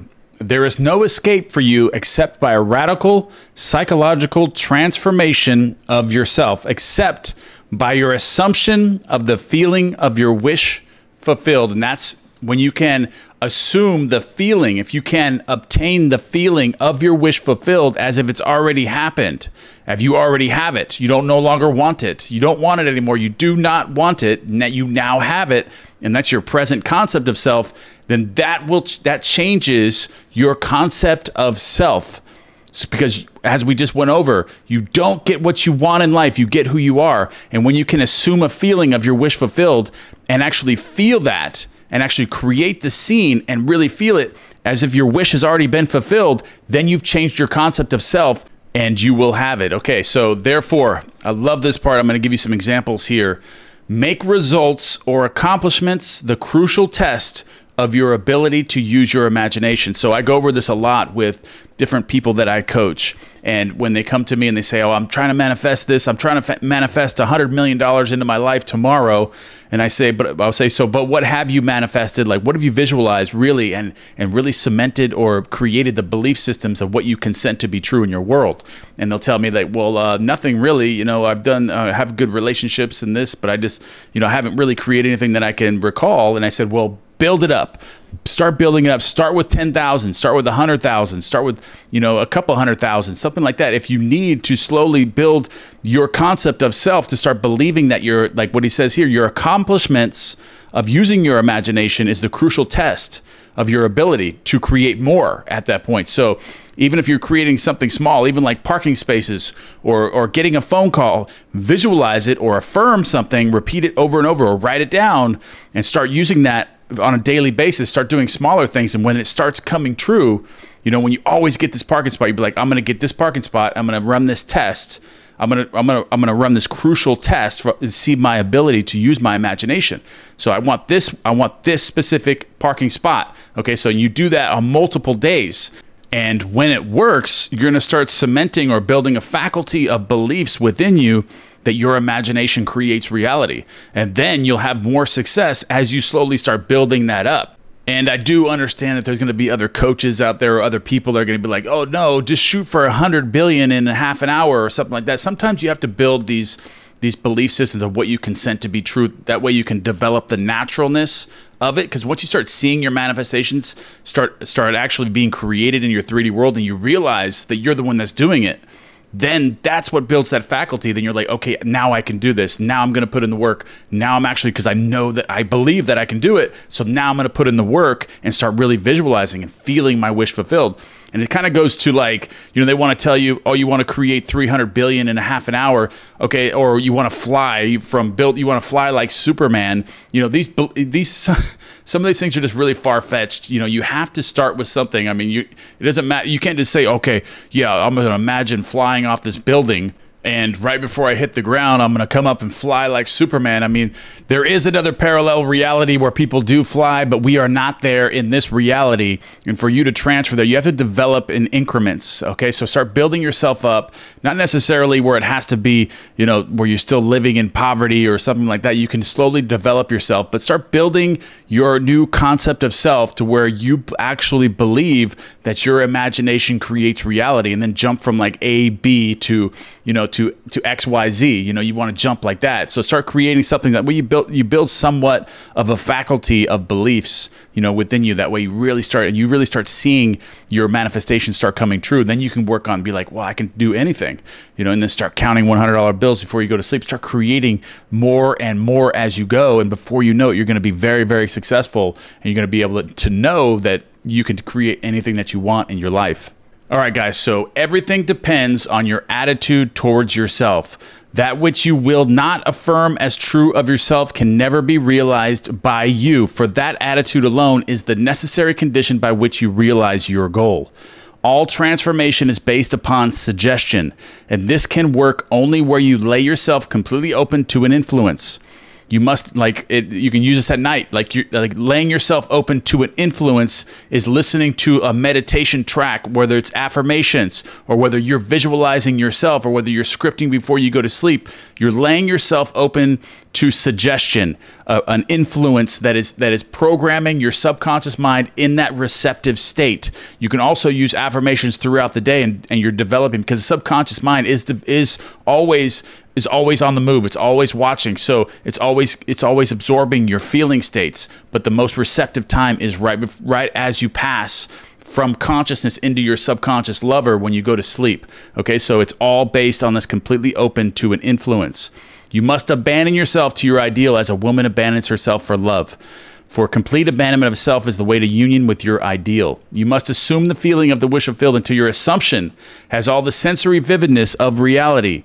You must imagine that you are already experiencing what you desire. And a lot of these affirmations, that's what they'll do. As you're falling asleep with them, this is exactly what will happen. The affirmations are being spoken to you and being impressed by an outside influence within your mind as you're drifting from consciousness to the subconscious. So you're assuming the feeling of your wish fulfilled until basically your mind starts imagining on its own, because these words are being spoken to you as you're drifting, and then the images are popping up in your mind. So you're creating a vividness of reality as you're going to sleep from the affirmations from your hearing. You're hearing this being spoken to you. So these assumptions are being impregnated into the subconscious mind from your present concept of self, which will ultimately change your version of yourself on your own. You'll start waking up in the morning with new ideas. You'll start being happier. Maybe you may even in some instances have more obstacles in your life that you have to conquer in order to be the new version of yourself that you need to be in order to be the millionaire. So there's a lot of different ways that this can go, but you must assume the feeling of the wish fulfilled until your assumption has all the sensory vividness of reality. You must imagine that you are already experiencing what you desire, and your mind does this on its own as you're listening to these affirmations. That is, you must assume the feeling of the fulfillment of your desire until you are possessed by it. And this feeling crowds all other ideas out of your consciousness, which what these meditations will do as you're falling asleep, being hypnotized by this new feeling state. And it's going to crowd out all the other ideas in your mind. And then you will be impressing and impregnating the subconscious mind with a new version of yourself. Then you'll wake up with these new ideas. All right, so... And the man who is not prepared for the conscious plunge into the assumption of the wish fulfilled in the faith that it is the only way to the realization of his dream, is not yet ready to live consciously by the law of assumption, although there is no doubt that he does live by the law of assumption unconsciously. Everyone lives by the law of assumption, whether you're using it consciously or unconsciously. You can't live your life without assuming something. That's what creates that's what outpictures the world, because this world, this hologram that you see, is not real. It doesn't exist on its own. It's existing through your assumptions of it and your observations during your assumptions. All right, so, but for you who accept this principle and are ready to live by consciously assuming that your wish is already fulfilled, the adventure of life begins. And you got to remember, they didn't have, back in the day when Neville Goddard did this, they didn't have meditations you could fall asleep to with affirmations and things being spoken to you and actually assisting your visualizations, like some of the ones that I talk to you, or I actually walk you through the visualization, like creating the $3 million while you sleep. I actually walk you through the visualization, then I have you do it with the sleep music afterwards. So you have like a perfect, you're building you up and I'm walking you through the visualization, and then you start doing it yourself, and then you can start creating the scenes and vividly yourself and then fall asleep with that feeling, which is really, really awesome. I'll post that playlist at the end here so you guys know where it's at. I've got like 20 or 30 different meditations that you can choose from, all different kinds. But okay, so to reach a higher level of being, you must assume a higher concept of yourself. If you will not imagine yourself as other than what you are, then you remain as you are. For if ye believe not that I am he, ye shall die in your sins. John 8:24. If you do not believe that you are he, the person you want to be, then you remain as you are. Through the faithful, systematic cultivation of the feeling of the wish fulfilled, desire becomes the promise of its own fulfillment. The assumption of the feeling of the wish fulfilled makes the future dream a present fact. All right, guys, so what I'm suggesting that you all do is fall asleep with my meditations. They are absolutely free. I'm not asking for anything. I don't want your emails. You don't have to sign up for anything. I'm going to put the playlist up right here. You guys will see it. Fall asleep. If you don't have time during the day to visualize or do all your affirmations out loud, at the very least, fall asleep with these meditations. Let them play in the background. Allow them to impress you with a new concept of yourself, and we'll get into further exercises later, but continue to use these. They're absolutely free. I didn't want anything from you. You don't have to give me your emails. You don't have to do this. You don't have to sign up for this. You have to do none of that. They're absolutely free. The playlist is absolutely free. Check those out. Listen to them as you fall asleep. I love you guys, and I will see you guys in the next video. Your assumptions are what is creating the hologram of space. The world, your 3D world that you're living in, is being created by your internal assumptions and observations during those assumptions. Because the world you live in, the 3D world that you see outside of you, is just a hologram. It's an illusion that is created, projected outwardly like a movie screen from outside of your eyes. And based on your assumptions that you have of that, of what you're experiencing, the beliefs and the things that you consent to be as true in your world, is what you are experiencing of that hologram. So when you can take conscious control of your assumptions, your entire world changes, because the hologram changes. What you're going to experience within that hologram or that high-tech simulated game is going to change based on that feeling state and from those assumptions and your concept of self. Welcome back to the channel, guys. This is chapter 5, the truth that sets you free. And I'm going to get deeper into that, guys, so you can truly understand that. That way we can really make some changes here. And that's what this chapter is about, is how to take conscious control of your assumptions, which ultimately changes the hologram in which you live. You experience a different portion of the hologram because it can change. The hologram, it's just a hologram. It's projected from outside of you, so you can actually change that once you take conscious control of that, because we're always making assumptions. There's nothing you can do to stop that, but you can take conscious control of what your assumptions are internally, and it changes that outside world because everything starts from within you. All right, guys, so let's go ahead and get started here. Love this chapter. It's going to change lives. The drama of life is a psychological one. Okay, so what he means by this, a psychological world, is everything is internal. So like what I said, the world is projected from outside of you. So it's a psychological world is what we are living in right now. It's a psychological world. There is no outside world. There is no world outside the psychological world. It's just projected out, and it's a hologram. It's not real. Anything that's real is within you. God lives within you, and it is your imagination that is projecting this screen of 3D world that you see. Okay, so right here, in which all conditions, circumstances, and events of your life are brought to pass by your assumptions. So he's basically saying exactly what I just said. Everything, all the conditions, everything you're experiencing in your world right now is all brought to pass by your assumptions. Since your life is determined by your assumptions, you are forced, you have no choice but to recognize the fact that you are either a slave or a servant to your assumptions or the master of your assumptions. So that's what we're becoming here, is the master of your assumptions. That's the key to creating the life that you want, is becoming the master of what you're assuming constantly. And that's the change. The concept of self is where it all stems from. And that's where it is all created and dovetails out of. Okay, so to become the master of your assumptions is the key to undreamed of freedom and happiness. You attain this mastery right here, guys. You attain this mastery by deliberate conscious control of your imagination. So you have to take deliberate conscious control and take these steps that we're going over in these chapters and all the exercises that I give you. That is what's going to assist you in attaining this mastery, to take deliberate conscious control of your imagination and then create the life that you want. So you determine your assumptions in this way. So Neville Goddard gives his own example here about visualizing, but I believe that you can affirm, you can script. I mean, this was back in the day before they really started getting into affirmations and things like that, I believe, you know, and scripting and things. But Neville Goddard wanted you to determine your assumptions in this way, which is form a mental image, a picture of the state desired of the person you want to be. Concentrate your attention upon the feeling that you are already that person.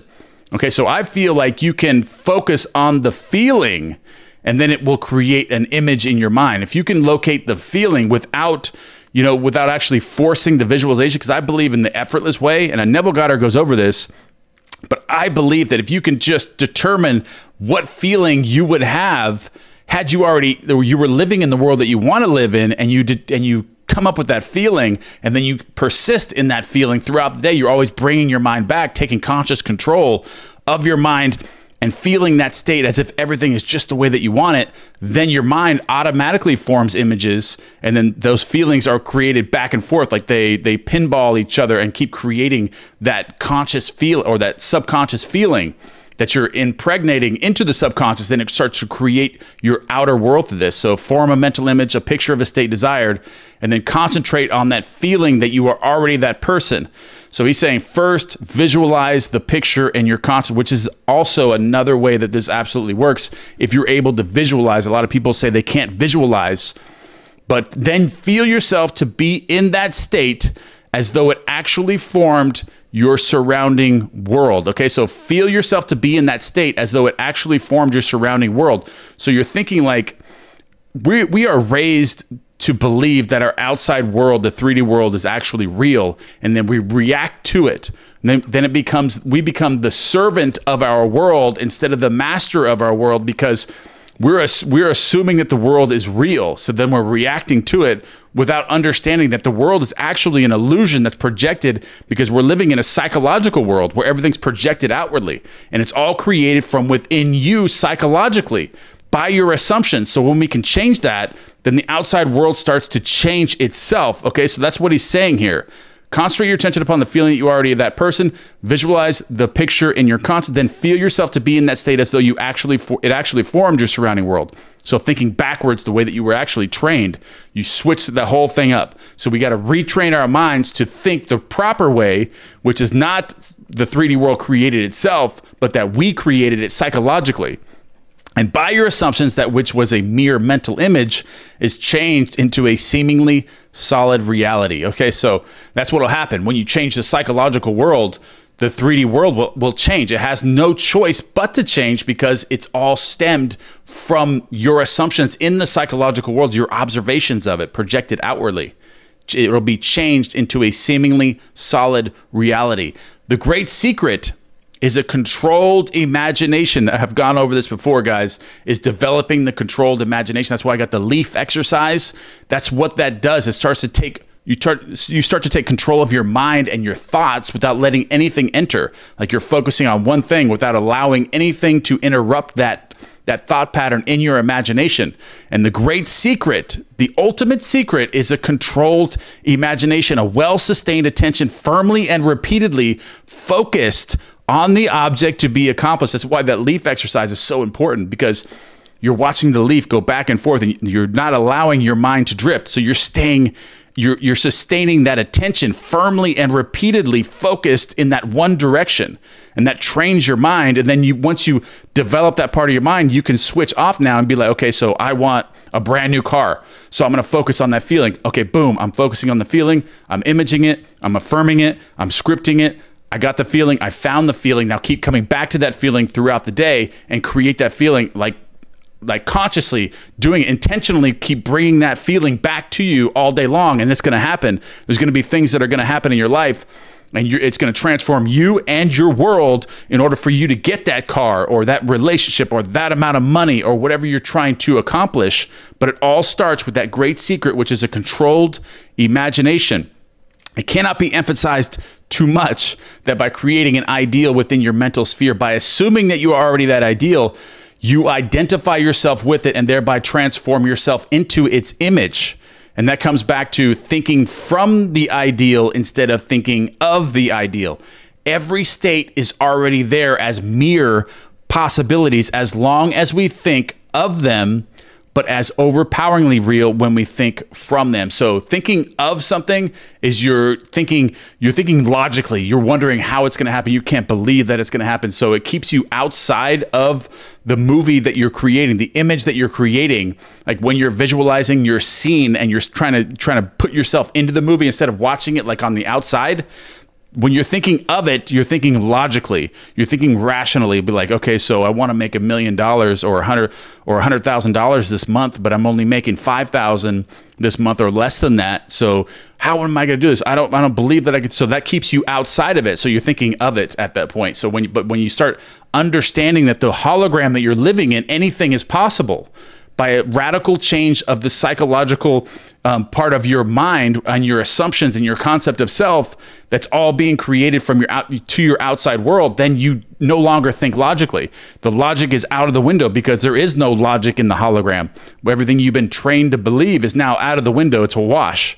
It's all a wash now. So everything, you have to retrain your mind to think internally, and that's what changes from thinking of it to from it. Because when you can separate yourself from the illusion, you separate from the illusion that everything is real, then you can start thinking from it, because you understand that everything is limitless. Like all you have to do is change your internal direction of your feeling states, and that changes the portion of consciousness that you do experience, and it changes the illusion. All right, so thinking from the ideal instead of thinking of the ideal. Every state is already there as mere possibilities as long as we think of them, so everything's just a possibility if you think of it. You're thinking logical, but as overpoweringly real when we think from it. That's when you create it. That's when you are it. That's when you're being it, because you don't get what you want in life, you get who you are in life. And when you start thinking from things, then you are it. You are assuming that identity of already having these things, and that's when you're thinking from it. You're not worried about how it's going to happen or when it's going to happen. It's happened right now. It's already happened. So that's the difference between thinking of it and thinking from it. And this was called by the ancient teachers subjection to the will of God. This was called by the ancient teachers throughout the Bible subjection to the will of God, or resting in the Lord. And the only true test of resting in the Lord is that all who do rest are inevitably transformed into the image of that in which they rest, thinking from the wish fulfilled.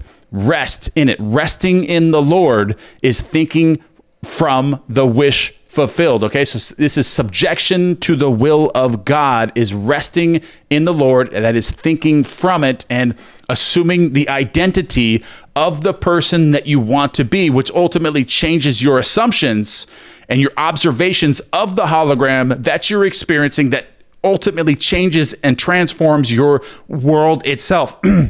Excuse me, the hologram of which you live in, it changes when you can assume this feeling and persist in that and have that focus on the feeling, and don't let any of the distractions from the world creep in and change that, and don't let your mind drift away from that. Always have that. Boom, boom, boom. Come back to it. Okay, so you become according to your resigned will, and your resigned will is your concept of yourself and all that you consent to and accept as true. We went over this in the last chapter, guys. I'll put the playlist up at the end of this, so if you haven't seen the chapters before this, you can go back and check those out. You assuming the feeling of your wish fulfilled and continuing therein, take upon yourself the results of that state. Not assuming the feeling of your wish fulfilled, you are ever free of the results. That means that you're going to grow through like a natural evolutionary process if you don't take conscious control of the psychological world within you. You're just going to evolve slowly and just and react to your 3D world as if it's real. But we are no longer doing that. We are learning to live psychologically and not letting our outside world dictate our feelings or our assumptions. So when something in your world is not the way that you want it, all you got to do is turn within, because that's what created it, is what your assumptions are. So there's no point in being like, oh, I'm upset about this happening in my life, or I can't believe this person did this to me, or that person did this to me. None of that is real. The only thing that is real is internal, in your psychological world. You created everything that's happened to you in your outer world. There's no finger to point. It's an illusion.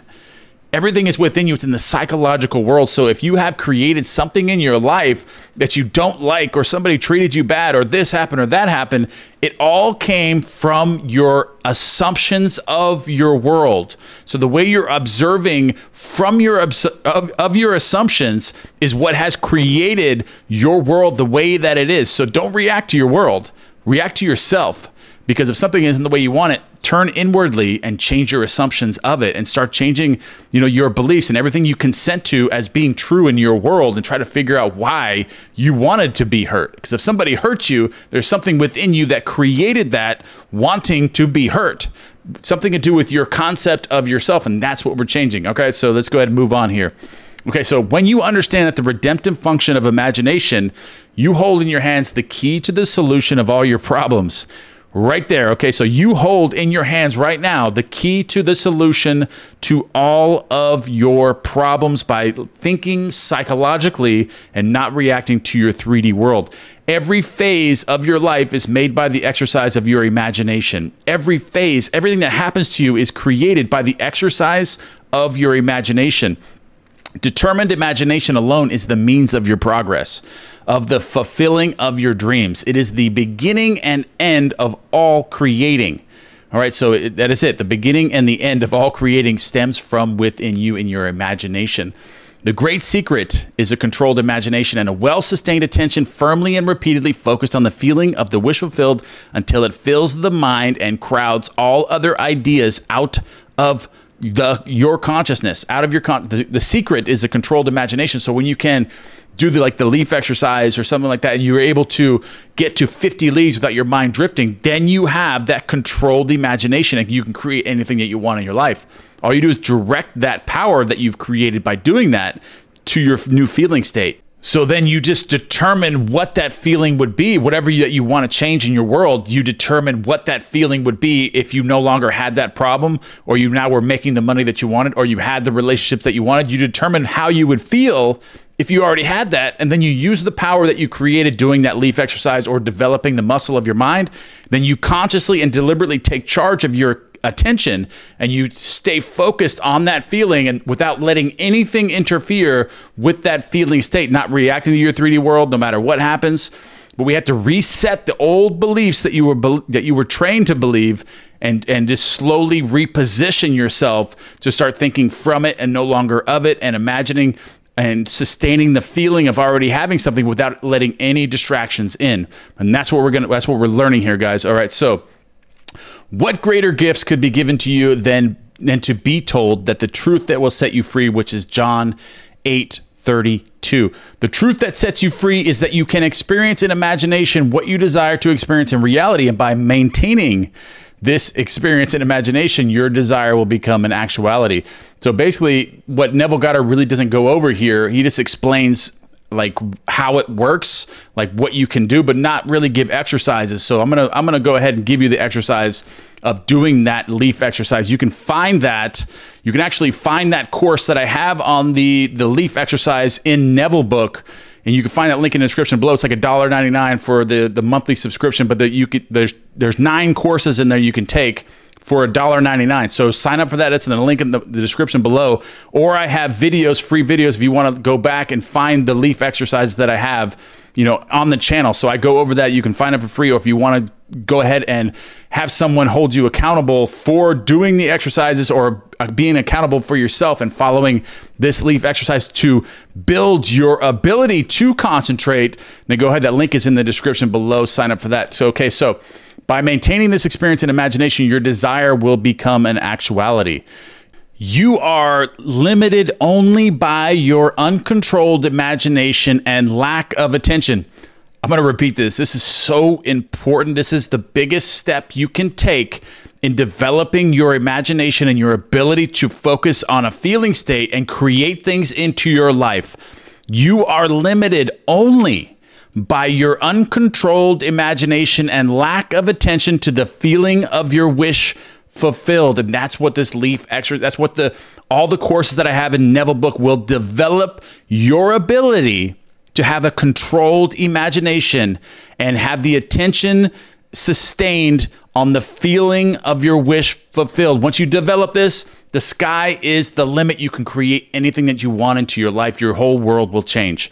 When the imagination is not controlled and the intention not steadied on the feeling of the wish fulfilled, then no amount of prayer or invocation will produce the desired effect. Okay, so if you don't learn how to concentrate and be able to focus on that feeling and sustain that feeling of the imagination on the feeling of your wish fulfilled, then no amount of prayer will produce your desired effect.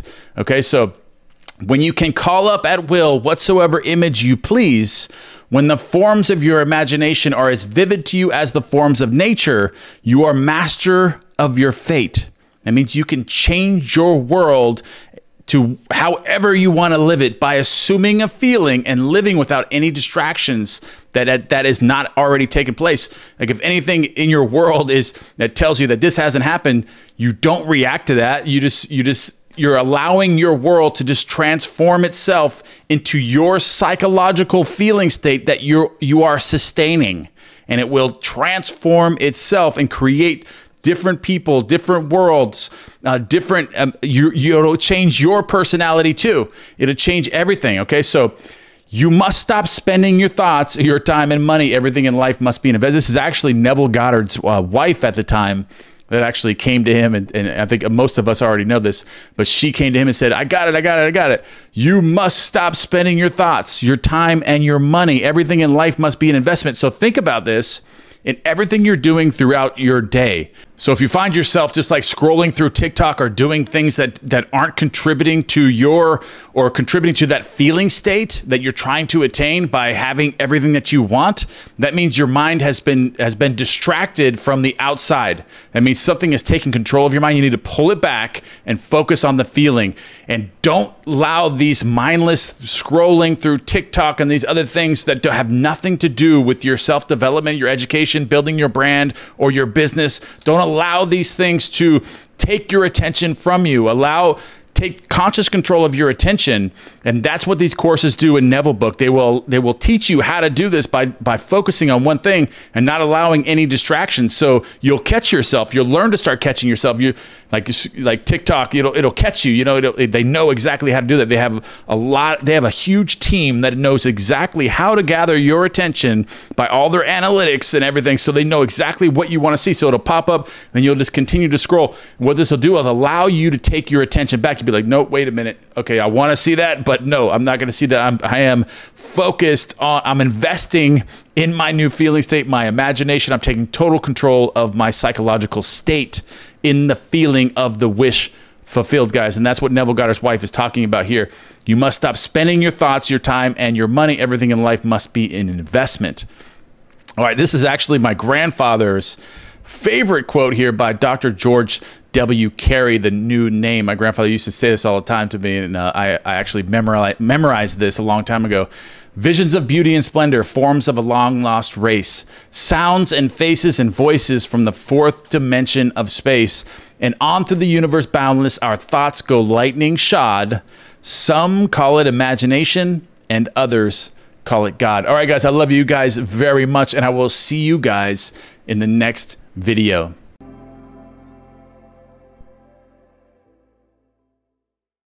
In this video, I'm going to break down a Neville Goddard exercise that I used myself and started seeing results like the following day. This is probably one of the most powerful exercises that you can ever use to transform your life from the inside out and start manifesting and creating an entire new world for yourself. If you start practicing this, I saw results starting the very next day, and during that night, actually in my dreams, I started doing some really amazing things like within my dream, like taking control of my mind, and the faculty and the muscle of my mind completely started transitioning. And ever since then, I've gone from 10x, 20x, 30x my life, and it's continued to grow ever since I started this exercise right here, guys. I'm going to share that with you. This is out of Neville Goddard's Power of Awareness, Chapter 6, Attention.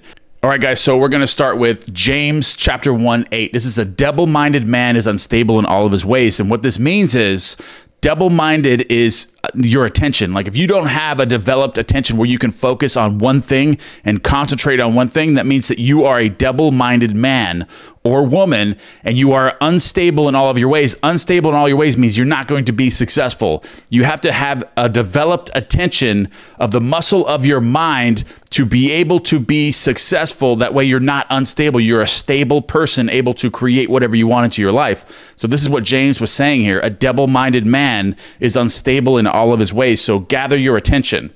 All right, so attention is forceful in the proportion of the narrowness of its focus. That is, when it is obsessed with a single idea or sensation, and that's key right there, okay?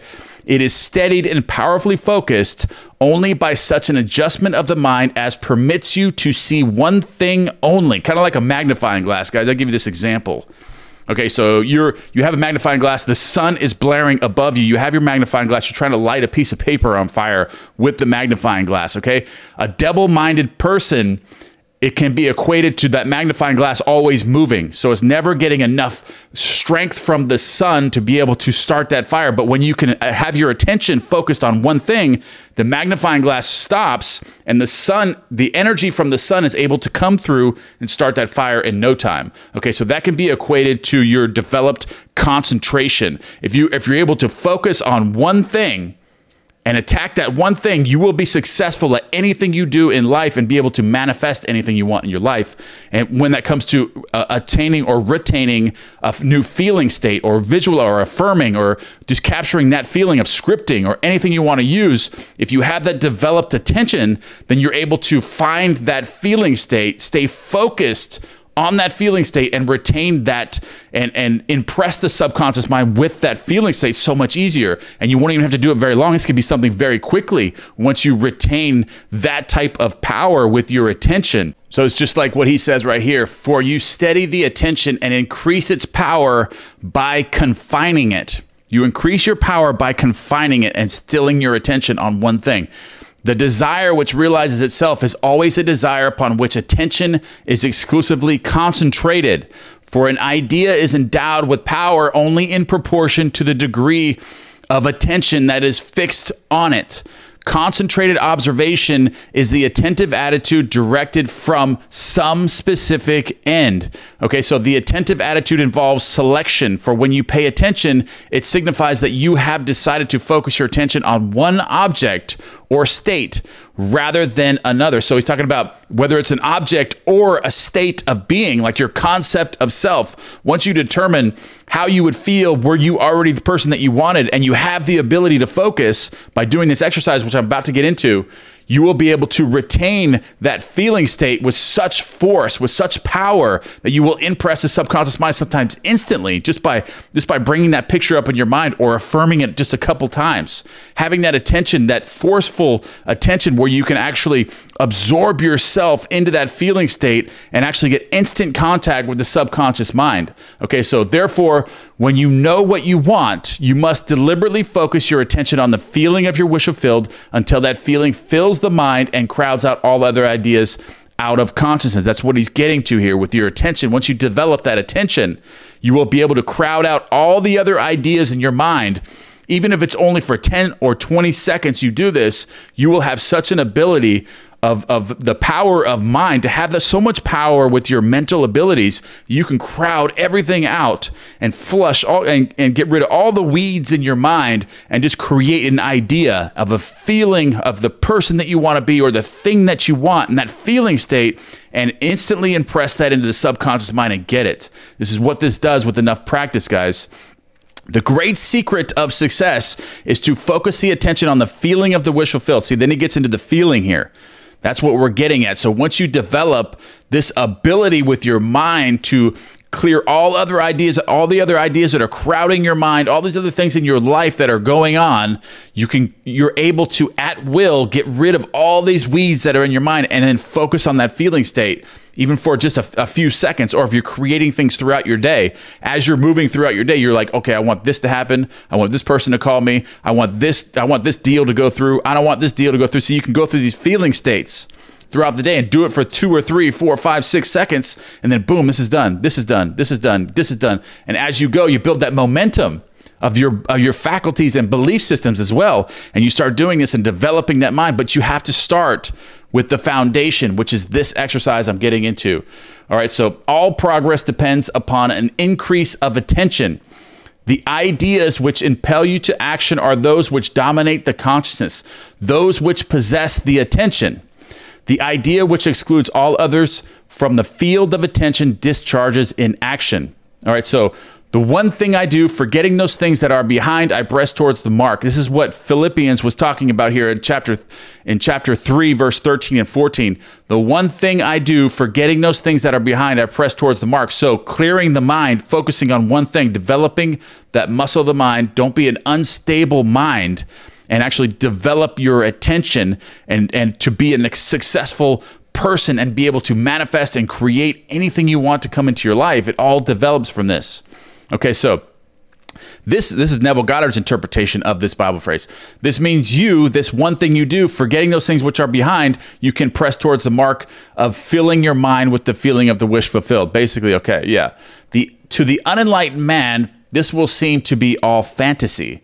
Yet all progress comes from those who do not take the accepted view nor accept the world as it is, as was stated heretofore or before. If you can imagine what you please, and if the forms of your thoughts are as vivid as the forms of nature, you are by virtue of the power of your imagination, master of your fate. I don't even think this is actually really even required that you have to do all this. He's saying you have to be able to create it to be as vivid as the forms of nature, but I don't believe you have to do that once you develop that muscle of the mind. I don't have to get it there. I can take an affirmation, or I can take a feeling state, or by scripting or using affirmations or visualizing, and create this feeling, and then completely absorb myself in this feeling state just for a few seconds, or even 10, 15, maybe 20 seconds at a time, and get something to happen. Like it's almost instant. Like, even if it's an hour from now or 2 hours from now or something I want tomorrow, I've developed that ability to concentrate my mind to be able to make these things happen in my world, which is really fantastic. And this is what this is going to get you. Once you start doing this, this is what's going to happen in your life. Okay, so your imagination is you yourself, and the world as your imagination sees it is the real world. So basically, you in your world right now, your 3D world, that is not you. The person that you see when you look in the mirror, that is not you. The person that is the real you is the person that you see in your imagination when you visualize. when you're in imagination, that's the real you. The real you is psychological, internal. You on the outside in your 3D world, this is not real.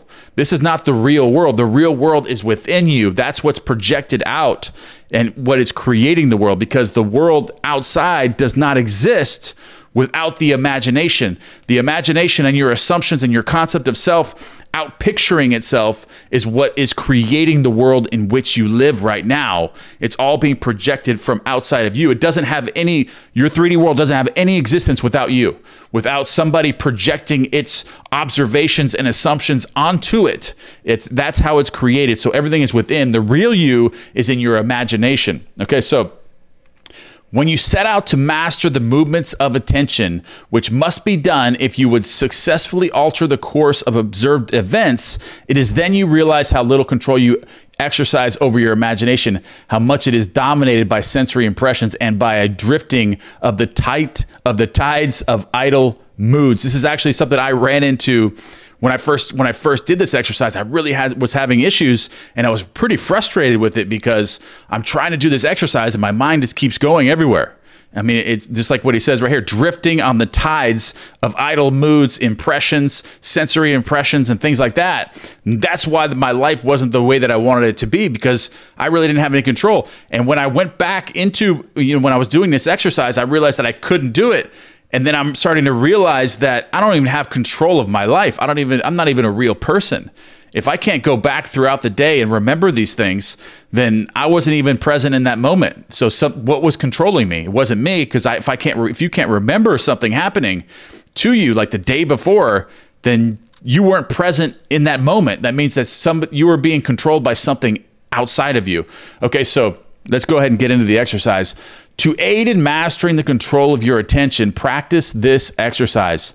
All right, so here's the exercise. Night after night, just before you drift off to sleep, strive to hold your attention on the activities of the day in reverse order. Focus your attention on the last thing you did, that is getting into bed, and then move it backward in time over the events until you reach the first event of the day, which was getting out of bed. All right, so before you go to sleep at night, take like 5 or 10 minutes. And then hold your attention and start with the first thing. So, like, for example, if the very last thing you did before you went into bed was brush your teeth, you go to that scene. You go to the beginning of it. What'd you do? You grabbed your toothbrush.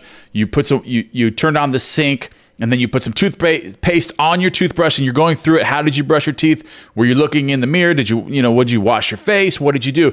Then come to the end of that, and then go to the scene before that. Say then you were in the shower before that. So then you go through that scene of what you were doing actually in the shower. Then you play that scene all the way to the beginning where you were about to brush your teeth. Then you go to the scene before that, like say it was eating dinner.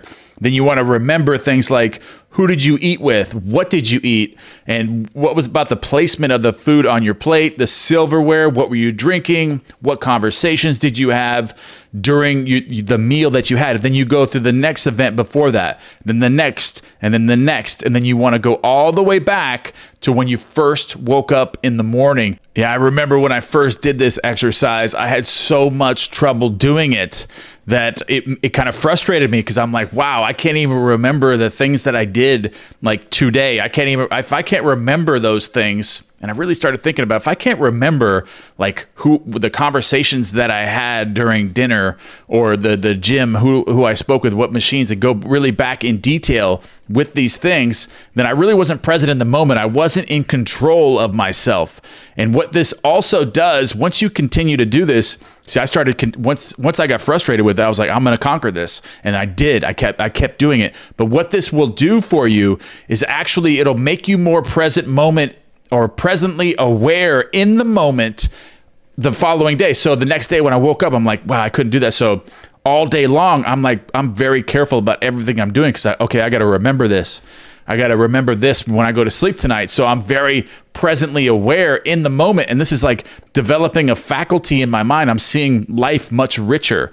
I'm seeing everything, and my mind is developing. I'm creating more things. I'm seeing things that are like unfolding right in front of my eyes by my actions and reactions to life. And it was completely like changing me from the inside out just by this new present moment awareness.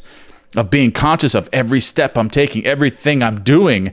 It puts you in that moment, slows time down, and you're able to see everything. You're able to notice everything. You're able to fix your life. This exercise absolutely changed my life, and it started the very next day. So this is an exercise that has developed me in order to be successful at anything that I do. And everyone watching this has the same capabilities once you develop that present moment awareness and start doing this. Even if you only want to do this for one night, just try it and see where your mind is and see if you're able to do this. And if not, continue. And within a week or 2 weeks, you will have drastic changes in your life completely just by your different present moment awareness of discovering who you truly are, and your ability to manifest and create things into your life will drastically change. You will 10x your life within a short amount of time doing this. Your ability to be able to visualize, to be able to affirm, to be able to script, to be able to capture a feeling state will 10x, 20x from this exercise here, guys. All right, so Neville Goddard says here, he does point this out. This is no easy exercise, but just as specific exercises in the gym help in developing specific muscles, so will this. This is just like going to the gym and working out your mind. This is the equivalent to exercising your mind, like going to the gym for your mind to develop yourself, to be able to manifest and create things into your world. And your ability to retain a feeling state, to create a feeling state, then be present in that moment and capture that feeling state and impress it into the subconscious mind. That's the trick here. That is what we are developing, okay? So your attention must be developed, controlled, and concentrated in order to change your concept of yourself successfully and thereby change your future. Imagination is able to do anything, but only according to the internal direction of your attention. If you persist, this is where Neville Goddard talks about this exercise. If you persist night after night, sooner or later, you will awaken in yourself a center of power and become conscious of your greater self, the real you. Attention is developed by repeated exercises or habit. Through habit, an action becomes easier, and so in course of time gives rise to a facility or faculty, which can then be put to higher uses. When you attain control of the eternal direction of your attention, you will no longer stand in shallow water, but will launch out into the deep of life. You will walk in the assumption of the wish fulfilled as on a foundation more solid than earth. So basically what this is going to do, this exercise is going to develop your level of the direction of your attention. Your direction of attention is paramount to retaining a feeling state. The direction of your attention, because if you're trying to gather a feeling state, you're scripting, you're affirming, or you're visualizing, you have to have direction of your attention. Because if you're holding the feeling state and it drifts to this, oh, I got to do this tomorrow, or this person said this to me, and all of a sudden your mind drifted away, you don't have the proper direction of your attention. You need to direct it to that feeling state, hold that feeling state while it's impressed in the subconscious mind. And this can be very powerful if you have a very powerful level of awareness. You can do this in 20 seconds. If you can hold that feeling state in that present moment awareness about somebody calling you or getting this much money or doing this, changing this, it won't take much time, but it's developed from your attention and present moment awareness while sustaining that feeling state. All right, guys, I love you guys very much, and I will see you guys in the next video. And don't forget to give me one thing you guys are grateful for. Don't forget about that. Give me one thing you guys are grateful for, or anything you want me to clarify, and I will do that. I will see you guys in the next video. Love you.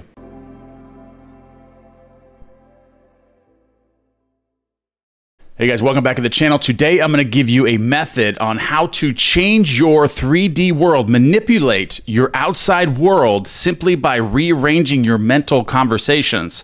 There's actually some experiments that were done, and I'm going to give you an illustration in this chapter, in this video today for you. Welcome back to the channel, guys. This is Chapter 7, Attitude, The Power of Awareness by Neville Goddard. We're first going to get into the experiments that were conducted at Princeton and Dartmouth. Okay, so experiments recently conducted at Princeton and Dartmouth in the Ladder Psychology Laboratory handed over prove that what you see when you look at something depends not so much on what is there as the assumption you make when you look. So this is part of the law of assumption. Basically, what it's being proven now that the law of assumption is real. Actually, this was done quite a long time ago. There's a lot of experiments that have been done after this as well that show this with quantum physics, like string theory and such.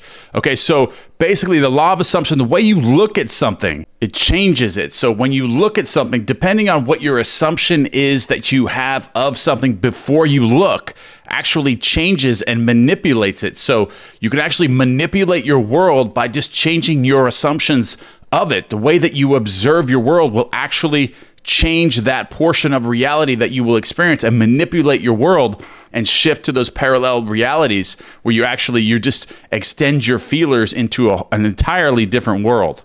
Okay, so and you do this through the law of assumption, and these experiments are showing just that. All right, so since what we believe to be the real physical world is actually only an assumptive world, it is not surprising that these experiments prove that what appears to be solid reality is actually the results of expectations or assumptions. So your expectations or assumptions are actually what is creating your world that you see outside. Your 3D world is being created by your expectations, your observations, your assumptions. And this is all being proven with scientific study. All right, guys, so your assumptions determine not only what you see, but also what you do, for they govern all your conscious and subconscious movements towards the fulfillment of themselves. So over a century ago, this truth was stated by Emerson as follows: as the world was plastic and fluid in the hands of God, so it is ever to so much of his attributes as we bring to it. To ignorance and sin it is flint. They adapt themselves to it as they may, but in proportion as a man has anything in him divine, the firmament flows before him and takes his signet and form.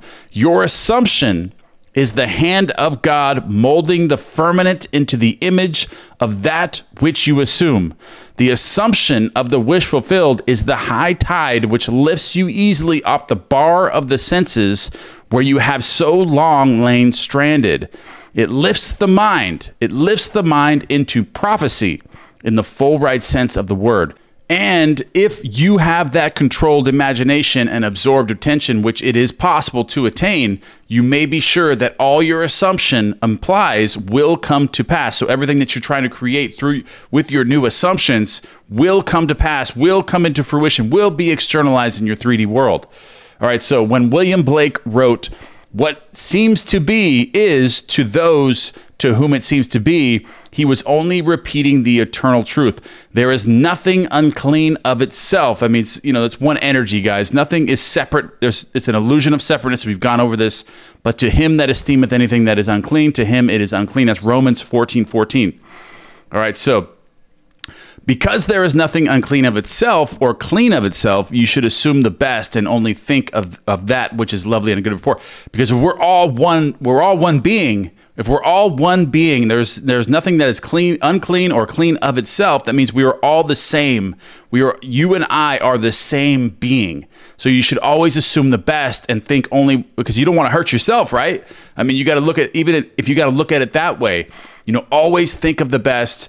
Always think of what is lovely and of good report in like Philippians 4:8, because we are all the same being. So this is where it really, really starts to go to that next level. Okay, so it is not superior insight, but ignorance of this law of assumption if you read into the greatness of men some littleness with which you may be familiar, or into some situation or circumstance an unfavorable conviction. Okay, so let me get to it here. Your particular relationship to another influences your assumption with respect to that other and makes you see in him that which you do see. Okay, so if you can change your opinion of another, then what you now believe of him cannot be absolutely true, but is only relatively true. So basically like what Einstein did with the law of relativity. So if you can change your opinion of someone, then what you now believe of him cannot be absolutely, it can't be true. It's all based on your assumptions of why your world is the way that it is relative to your assumptions. So your world is all relative to your observations and assumptions of it. So if you change your assumptions, relatively, everything else has to change. So this is where this really gets exciting, because you can actually change things by changing your concept of self. Because ultimately, when you change your concept of self, you start imagining that you are a different person, then your world has to change with it, because it has to be relative. Your world has to be relative to your observations of it and your assumptions of the world you're actually living in. So then it comes back to the infinite parallel realities that will also come into play with this, because then you'll transfer to that different world depending on your assumptions. So you change your assumption, you change your world. You transfer to a different world when you change your assumptions. Okay, so I'm going to give the illustration, the story here. One day, a costume designer described to me, this is Neville Goddard talking here about a costume designer. Okay, so one day, a costume designer described to me her difficulties in working with a prominent theatrical producer. She was convinced that he unjustly criticized and rejected her best work, and that often he was deliberately rude and unfair to her.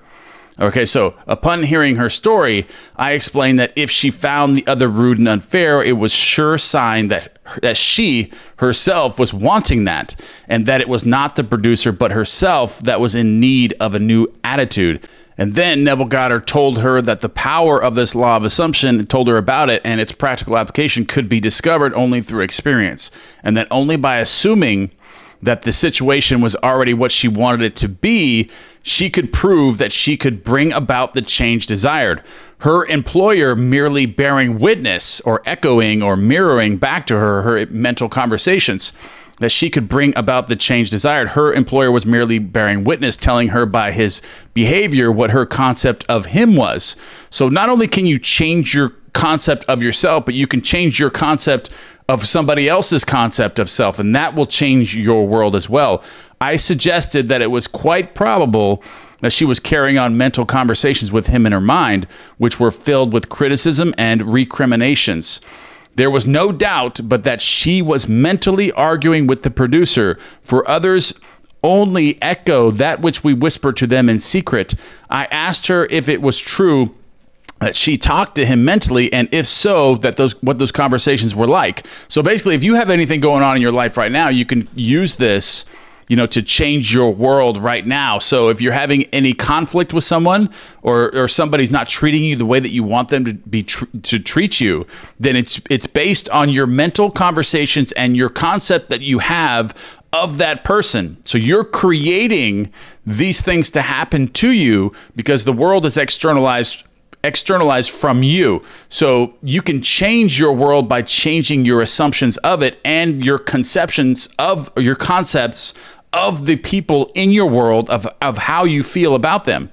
Okay, so when Neville Goddard actually broke this down to her and explained to her about the law of assumption and about how her mental conversations and her concepts of this person are what is creating this, she confessed that every morning on her way to work, that she would actually criticize and argue with her boss or her producer, that she would never have dared address him in person. She was doing it in her mind. So she had this anger towards him, but she would never dare actually say it to him in the 3D world. She was saying it in her mind. So these mental conversations were very conflicting, were very offensive. So the intensity and force of her mental arguments with him automatically established his behavior towards her. So when she was having these negative conversations, these conflicting conversations with her boss or producer in her mind, it was establishing and creating this automatically creating his behavior towards her. Okay, so then she's going to fix it here.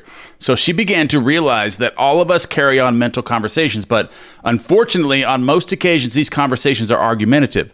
And that we only have to observe the passerby on the street to prove this assertion, that so many people are mentally engrossed in conversation, like everyone's having mental conversations, constantly. You can observe somebody by themselves. They're having mental conversations, whether they're positive or negative.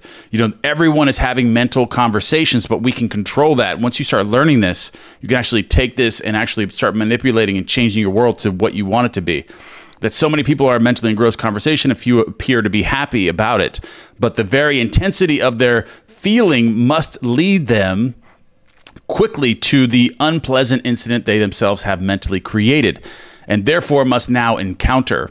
Okay, so when she realized what she had been doing, she agreed to change her attitude and to live this law faithfully by assuming that her job was highly satisfactory and her relationship with the producer was a very, very happy one. And to do this, she agreed that before going to sleep at night, on her way to work and at other intervals during the day, she would imagine that he had congratulated her on her fine designs and that she, in turn, had thanked him for his praise and kindness. So she's creating a new mental image. You know, mental conversations are coming back from the mental image. You know, so she's creating an entirely new scene, an entirely new world. So she's shifting realities here. She's shifting from the reality where her boss is always talking down to her and always being negative and always treating her unfairly because of her assumptions. So, but now she's changing her assumptions and mental conversations. She's shifting to a different parallel reality that where her boss is actually a completely different person. Okay, so to her delight, she soon discovered for herself that her own attitude was the cause of that which befell her. The behavior of her employer miraculously reversed itself. She shifted into the new parallel reality. His attitude echoing as it always had done, that which she had assumed now reflected her changed of concept of him. What she did was by the power of her imagination. Her persistent assumption influenced his behavior and determined his attitude towards her. With the passport of desire of the wings of a controlled imagination, she traveled into the future and her own predetermined experience. So you can do this in your own life right now if you're having any issues with a relationship partner or your boss at work. You can change this by assuming a different version of this person. So if this person is not a good person, start assuming that they are, changing your mental conversations and falling asleep. You know, either with my meditations, which will automatically change your mental conversations as you're falling asleep, but you can also do this, manually. You can do this yourself and actually just create a scene or affirmations where this person is now the person that you would want them to be. And your mental conversations change that. So then your assumptions and your projections of your world and the parallel realities are going to start to shift, and you'll see a different version of the same exact person. So thus, we see it as not facts, okay? So life, there are no facts, okay? Imagination creates. But that which we create in our imagination, which shapes our lives, for most of us, the conflicts of the day are due to the want of a little imagination to cast the beam out of our own eye. It is the exact and literal minded who live in a fictitious world. As this designer, by her controlled imagination, started the subtle change in her employer's mind, so can we, by the control of our own imagination and wisely directed feeling, solve our problems. So control your own imagination and wisely direct what you're assuming. So be conscious. That's why I go over so many exercises like the leaf exercise and in the reverse course, reversing the day's events in reverse order, reversing all that and developing the muscle of the mind. That way you can be presently aware and actually hear or see and be aware of your mental conversations when you're having them. And you can actually be observant of that and then start changing them. When you're having these negative mental conversations, you can catch yourself and then notice when you're doing it and be like, nope, okay, so I'm not going to assume that this person is this way, and I'm not going to assume that that's just the way it has to be, because it's not. It's all based, they're all echoing back your mental conversations that you have of them. Even though they're doing something, even right now, your world is not the way it is, and you can't believe that you're like, this person is just a bad person, that there is a great version of that person in a parallel reality that you can connect to at any time. So remember that when your life isn't the way, you have people in your life that are criticizing you, that are not treating you the way that you want, change your mental conversations of that person and your concept, like the concept that you hold of that person, not yourself so much, but of that person. Change the way you look at this person and imagine them as being the person that you wanted them to be. And then this will shift sometimes very quickly, like in this case, this illustration.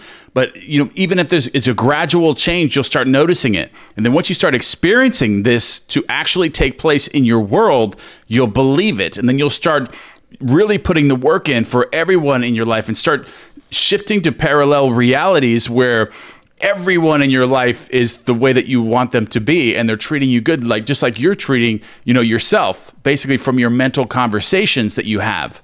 Okay, so by the intensity of her imagination and feeling, the designer cast a kind of enchantment on her producer's mind. So you can do the same exact thing. You can cast an enchantment on your world or the people in your world, which will cause them to think that their new thoughts originated from you, but really it's just a different parallel reality where you've changed versions of the people in your life. All right, so often the most elaborate and original thoughts are determined by another. We should never be certain that it was not some woman treading in the winepress who began that subtle change in men's mind, or that the passion did not begin in the mind of some shepherd boy lighting up his eyes for a moment just before it ran upon its way. William Butler Yeats. All right, guys, we got the next chapter. That is chapter 8, Renunciation. This is a very good chapter. I'm beginning to that next, but let's give you a quick little recap here. All right, guys, so your assumptions determine not only what you see, but also what you do, for they govern all your conscious and subconscious movements towards the fulfillment of themselves. So do an exercise. If there's somebody in your world right now that you are in conflict with, or they're treating you in a way that you don't like, change your mental conversations and your concept of that person that you hold. Change them. If they're not a good person now, imagine something that they're telling you something that they normally wouldn't tell you, but something great about yourself, like, wow, you really did incredible today with this, or you're doing it. I haven't told you this in forever, but I absolutely love you and I miss you and you're doing such a great job. Create mentally rehearse something that's going to change your concept of that person right before you go to sleep at night. Change that mental conversation and watch and see what happens, and start experiencing these changes yourself. And when you start experiencing these changes, then you will understand how much power you have to transition or change parallel realities and to actually change the people in your life and change and transform your world just by basically just changing your mental conversations that you have of that person. All right, guys, I love you guys very much, and I will see you guys in the next video. And don't forget to give me one thing you guys are grateful for.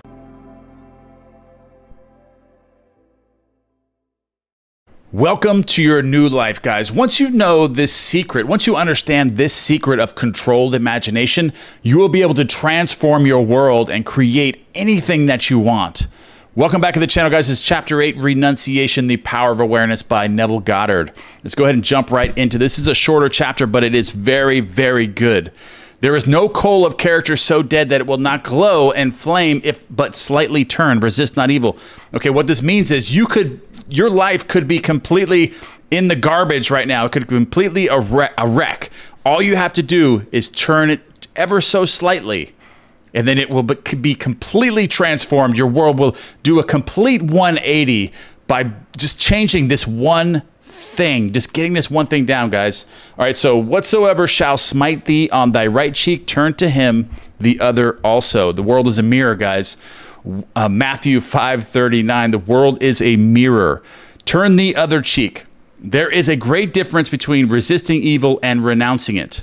When you resist evil, you give it your attention. Okay, so if something is going on in your life and you're reacting to that, you are actually giving it your attention, and you're actually assuming something in a certain way that is attracting more of that into your life when you give it your attention. So if something evil or something bad or negative is going on in your life and you're reacting to that as an outside thing or an outside character of yourself, like you are taking that and you're reacting to it, your life, you're going to get more of the same thing again. So do not do that. When you do not resist evil, because you're giving your attention to it.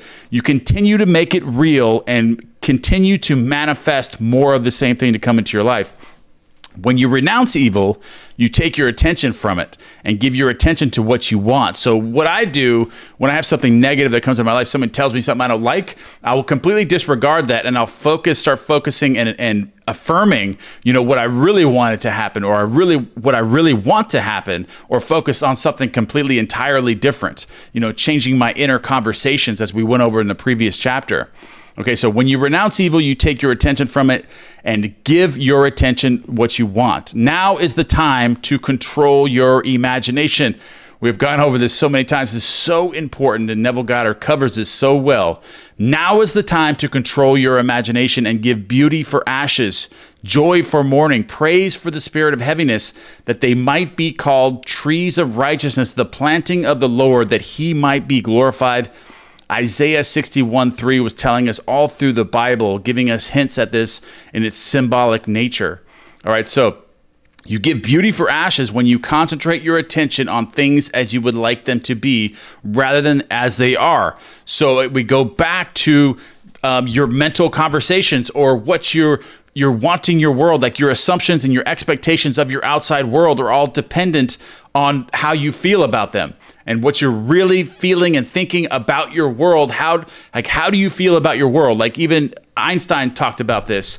He said your world can either be horrible or it can be good. What is your perception of your world? And that's what it will be based on your inner conversations, your concept of self, how you look at your world. Are you living in a good world or are you living in a bad world? And then if you believe that you're living in a bad world, you will create a bad world for yourself. But if you believe that you're living in a good world, even if you have bad things happening to you, you believe yourself to be living in a good world, you'll transform your world that way. Even if it's bad right now and you disregard that and you say, you want to know what? No, my life is great. My life is awesome. And this is what's going to happen. I'm changing this, and then it will change. You will experience a change in your three-dimensional world by doing this. And it was told symbolically through the Bible how to do this, but we're now breaking this down. You give joy for mourning when you maintain a joyous attitude regardless of unfavorable circumstances. That is so good. Give joy. Be happy. Maintain a joyous attitude regardless of unfavorable circumstances, and you will shift out of that reality. So you may be in a reality that you don't like. Disregard that. Don't react to it. Okay, so do not react to that reality. Have a joyous attitude. Be full of joy and happiness. And then it will change, because when you're happy, your mental conversations are different. You're changing your mental conversations. You're changing your concept of your world. You're changing your expectations of the world, and that will transform your world, and you'll shift to different parallel realities. So that's like a shortcut to creating the life that you want to. Just be happy, because your mental conversations are going to change. Instantly, when you're happy, your mental conversations change, your world changes, you're projecting out a different world, transferring to the different parallel realities. You give praise for the spirit of heaviness when you maintain a confident attitude instead of succumbing to despondency. All right, so in this quotation, the Bible uses the word tree as a synonym for man. You become a tree of righteousness when the above mental states are a permanent part of your conscience. So as you develop this, as you develop the muscle of your mind and retraining yourself to be happy, to have good mental conversations, to observe your world as if it's everything's perfect, just observing your world as if it's perfect, changing your mental conversations, and you start programming yourself this way, it'll become habitual. And then you won't have to force yourself to do it anymore. Once you build that habit, like driving a car or riding a bike for the first time. Once you started doing that for so long, it became a habit, and now you can do it without even thinking. It's automatic, it's programmed. You are a planting of the Lord when all of your thoughts are true, positive, happy, observing your world the way that you want it to be, even though circumstances may not be that way. You are a planting of the Lord when all of your thoughts are true thoughts. The real world is internal, and if you're reacting to your outside world, then you're living in you're a false concept of reality. The reality is within you. So these are true thoughts. You are planting of the Lord when all of your thoughts are true. Okay, so here is I am as described in chapter 1. I am is glorified when your highest concept of yourself is manifested, when you have discovered your own controlled imagination to be your savior. Your attitude will be completely altered without any diminution or cutting back of religious feeling. And you will say of your controlled imagination, behold this vine, I found it a wild tree, whose wanton strength had swollen into irregular twigs, but I pruned the plant, and it grew temperate in its vain expense of useless leaves, and nodded, as you see, into these clean, full clusters to repay the hand that wisely wounded it. All right, so this is basically your mind. If you're reacting to your 3D, you have entertainment, you're flipping through TikTok, you're watching Netflix all the time, you're doing this, your mind is constantly being attracted from without, and you're reacting to that. That means these are all these weeds in your mind, like right here. I found my mind a wild tree, whose wanton strength had swollen into irregular twigs. So we have all these weeds in our mind. Our concentration level is always being distracted. We have all these weeds, irregular twigs, but I prune the plant. Okay, so you shut all these other things out. You start meditating. You start focusing and developing the muscle of the mind on one thing, like the leaf exercise, reversing the day's events in reverse order, doing these things. And this, you will be pruning your mind, cleaning your mind, and it will grow temperate in its vain expense of useless leaves and knotted, and it will become full of clean, full clusters, and it will repay you. And it will absolutely repay you when you have pruned your mind, cleaned the weeds out of your mind to where you can actually focus on a feeling state. You know, you focus on this feeling state, you're not being distracted by this, this, and this, and this, and this. You actually keep your mind focused on the feeling of already having everything you want and having all the people you want in your life, and you're disregarding your circumstances, taking control of your feelings. Because if you don't have control of your feelings or your thoughts or your mind, you're going to react to your 3D world. You're not going to be able to control that. But once you get control of that, then you start changing all these things in your life, and you stop reacting to your 3D world. You start, you can catch yourself. You can be like, okay, this has happened to me. This is really bad, but I'm not going to react to that because I know that the 3D world is just a reflection or it's just mirroring what I'm projecting onto it from my perceptions and my expectations and my assumptions and my observations. So I'm going to change that. That didn't happen. This is what happened. And this is my affirmation, or this is what I'm visualizing. This is really what I want to see happen. And this is what I believe is going to happen tomorrow or today or yesterday. Okay, so here's where Neville Goddard breaks this down. Okay, so by vine is meant your imagination, truth, which in its uncontrolled state expends its energy in useless or destructive thoughts and feelings. That is, going on to Netflix, TikTok, flipping through shorts that, things that don't contribute to your self-development or education, or you're building your brand or trying to educate yourself, just like mindless things. Okay, this is what it's expending your energy, and energy is so important. Okay, energy and thoughts are so important. Okay, so, but you, just as the vine is pruned by cutting away its useless branches and roots, prune your imagination by withdrawing your attention from all of those things, all unlovely and destructive ideas, concentrating on the ideal you wished to attain. So always be focused on that. So he's right with that. The happier, more noble life you will experience will be the result of wisely pruning your own imagination. The happier, the more successful you'll be, everything in your life will start to transition and change. And sometimes it can happen almost instantly. All right, so basically you'll live a happier life. The happier, more noble life you will experience will be the result of wisely pruning your own imagination. Yes, be pruned of all unlovely thoughts and feelings that you may think truly, and thy thoughts shall the words famine feed. Speak truly, and each word of thine shall be a fruitful seed. Live truly, and thy life shall be a great noble creed. All right, guys, so that's the end of this chapter. And what I suggest to do to gain control of your imagination is doing the leaf exercise and doing the reverse exercise, and also just doing meditation, different types of meditation where you're just stilling the mind and breaking free from all the external entertainment, and just shut your phone down and do this for a certain amount of time every single day. Or you can go in the link in the description below where we have Neville book. We have the Neville Goddard community where we have 8 different courses right now, and 2 of them happen to be the leaf exercise and the reverse course, and we have many other courses over there you guys can check out. That link is in the description below, but I also offer those in past videos that are free if you want to go check those out and then get that. But if you want actual courses with actual lessons, you can sign up for that in the link in the description. It's only $2 per month for 8 courses, which we're adding more courses. There's different things you can do in there. It's just, I charge enough just so it's self-sustainable, so everyone in the Neville Goddard community can go in there. You can chat, you can start groups, you can do courses, you can do all sorts of things. All right, guys, I love you guys very much. Don't forget to give me one thing you guys are grateful for. Everything that you want in your life, anything you're desiring, you actually already have it. Everything you actually desire, everything you actually want, you already have it, but your refusal to believe that is the reason you do not see that. And I'm going to break that down for you in this chapter today. This is Preparing Your Place, chapter 9. We're going to begin with John 17:10. and all mine are thine, and thine are mine. And we're going to get right here into Revelation. Thrust in thy sickle and reap, for the time has come for thee to reap, for the harvest of the earth is ripe.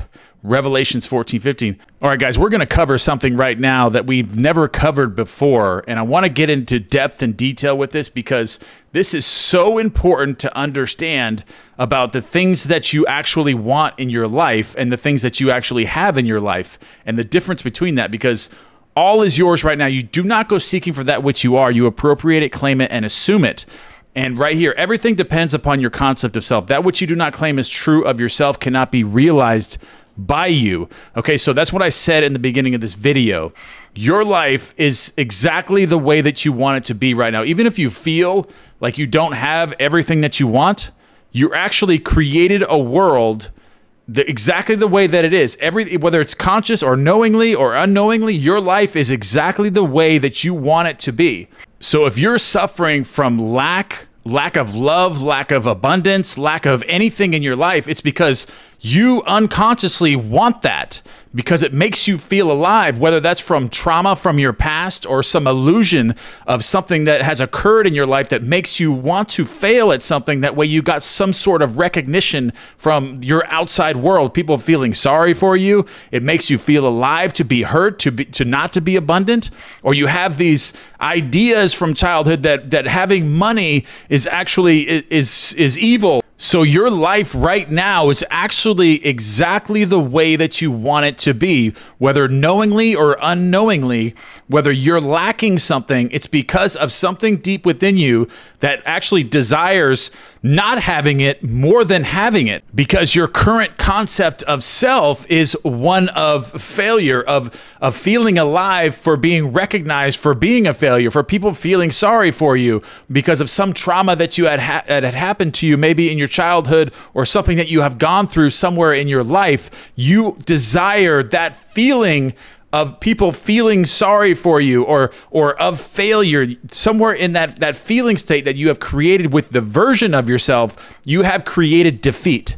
And that is ultimately what you want. That's your feeling state, and that's what you're creating in your world. That is why your world is the way that it is. And if you think that there's actually things that you desire that you don't already have, you are delusional. And actually, Neville Goddard actually said this himself. He said, you are already that which you want to be, and your refusal to believe it is the only reason you do not see it. So your current concept of self wants to be defeated, wants to live in a lack, wants people to feel sorry for them, wants to be loveless. This is a concept of self that desires to feel this way based on that concept. So your life, if you feel like you actually want more things in your life that you don't already have, then you're delusional. And the thing that you need to do is change your concept of self, and then this will all change. You stop wanting it because you already have everything that you want. You just don't realize it. But what you have to do is change your current concept of self, and then you will actually have the things that you think that you want now. By changing that, by increasing or creating this new feeling state, by living in this new feeling state and creating a new version of yourself, and then you will have all of these other things once you change that. So basically, you having everything that you want right now is an unconscious desire for you not to have these things, but you can overcome that by changing your version of yourself and releasing yourself from those blocks of wanting to be hurt, to be, all these things that we just covered. And it's actually, we talk about it right here in the Bible in Matthew and Luke. Matthew 25:29 and Luke 8:18. The promise is, whosoever hath, to him it shall be given. So whoever, like your present concept of self right here, whosoever hath, to him it shall be given. Once you're in a state of being a person that is abundant, that is loved, then you have all that. Once you have all that, then it shall be given, and he shall have more abundance. But whosoever hath not, from him it shall be taken away, even that which he seemeth to have. So you may think that you desire something other than what you have, but that's not true. And it says it right here in the Bible. From him it shall be taken away, even that which he seemeth to have. So this is a psychological analogy here, but it's you already have everything that you want in life, and your refusal to believe that is the reason you don't see it. And we're going to break this down even further, and we're going to teach you how you can break free from these old beliefs and this old version of yourself. That way you can start attracting and break the chains from the drama and from the life that you no longer want. Okay, so hold fast in your imagination to all that is lovely and of good report. For the lovely and the good are essential in your life if it is to be worthwhile. Assume it. You do this by imagining that you already are what you want to be and already have what you want to have. Okay, so what he's saying here is you do this by imagining that you already are what you want to be. So you know what you don't want now. Okay, you don't want the old version of yourself. Now you want a new version. Now that we have pointed out why your life is in lack because you're actually wanting those things, now that's unconsciously wanting that. You're unconsciously creating that because that's really what you want. But now you're taking conscious control of the things that you want, and you determine that. You determine that right now, or as you practice this, you do this by imagining that you are already what you want to be and already have what you want to have. So now you can change it consciously. Right here, it says in the Bible, Proverbs 23:7, as a man thinketh in his heart, so is he. So your present concept of self is going to determine the world in which you live. Like in the parallel realities, the infinite realities, whatever concept you have, that's the world you're going to live in. You're going to transfer and shift different energies, frequencies, feeling states, and whatever you want to call it, whatever terminology you want to use. Okay, so be still and know that you are now that which you desire to be. And you will never have to search for it. In spite of your appearance of freedom of action, you obey as everything else does. This is where it gets into free will, which I will explain even further. In spite of your appearance of freedom to action, you actually don't have freedom to action. You can't take any action in the outside world without first having an assumption of it, because your world is projected outwardly. It's not that, oh, you just don't have to do anything. You can lay on a couch all day. That's not what that means. That means that I can't just go over here and pick this up off the table without first having a feeling or an assumption. Because before you can do anything in your 3D world, before you can move your hands or walk or talk or anything, you are imagining it in your mind. You're picturing it in your mind and having an assumption and an observation, and it's being pushed out. Your world is you pushed out. Okay, so there's no action being taken, without first coming from within you and pushed out. So that's what it means by the world is you pushed out. And there's a lot of other variables with that, but there is no action that can be taken by anyone without first having an assumption and actually seeing it as an image within mind, because imagination is God projecting your world as it is. So I can't pick this up without first picturing it in my mind and then having an assumption of me reaching and grabbing it before I actually did it. Everything is predetermined by your imagination. Okay, so let's go ahead and get into this a little bit further. As everything else does, the law of assumption. Whatever you may think of the question of free will, the truth is your experiences throughout your life are determined by your assumptions. This is what he said right here.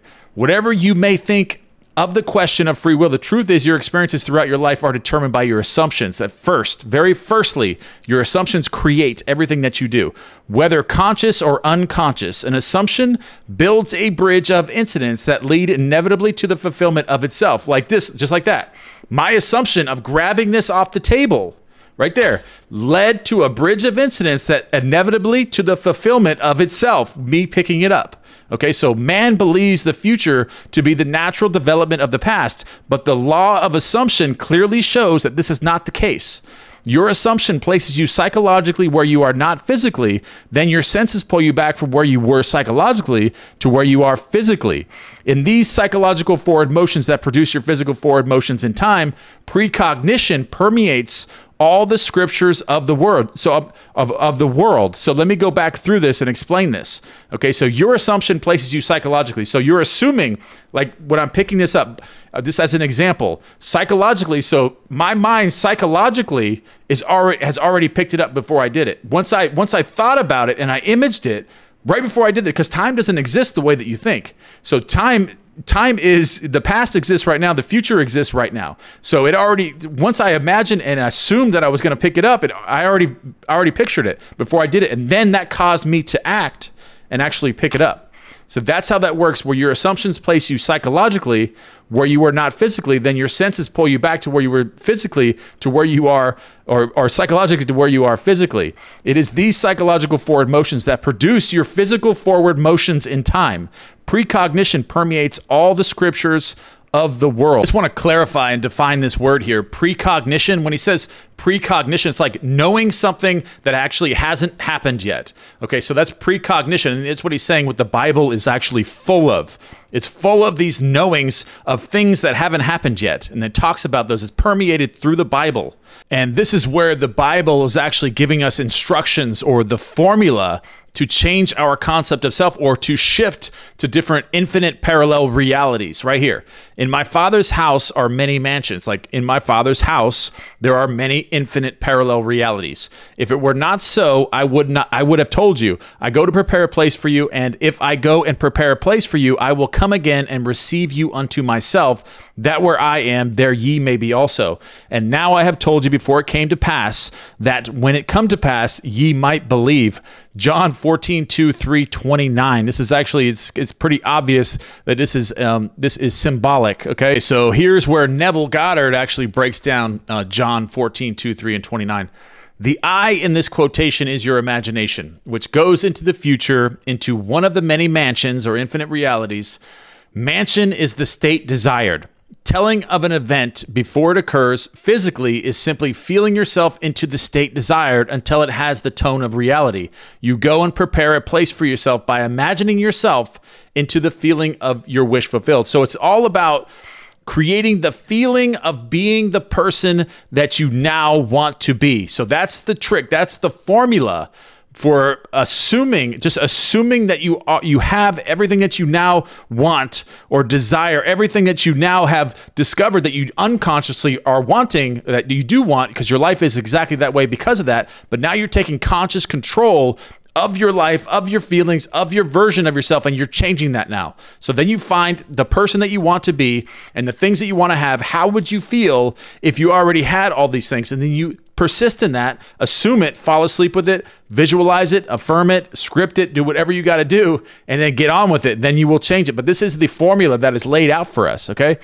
And this is what he says. Then you speed from this state of the wish fulfilled, where you have not been physically, back to where you were physically a moment ago. Then, with an irresistible forward movement, you move forward across a series of events to the physical realization of your wish.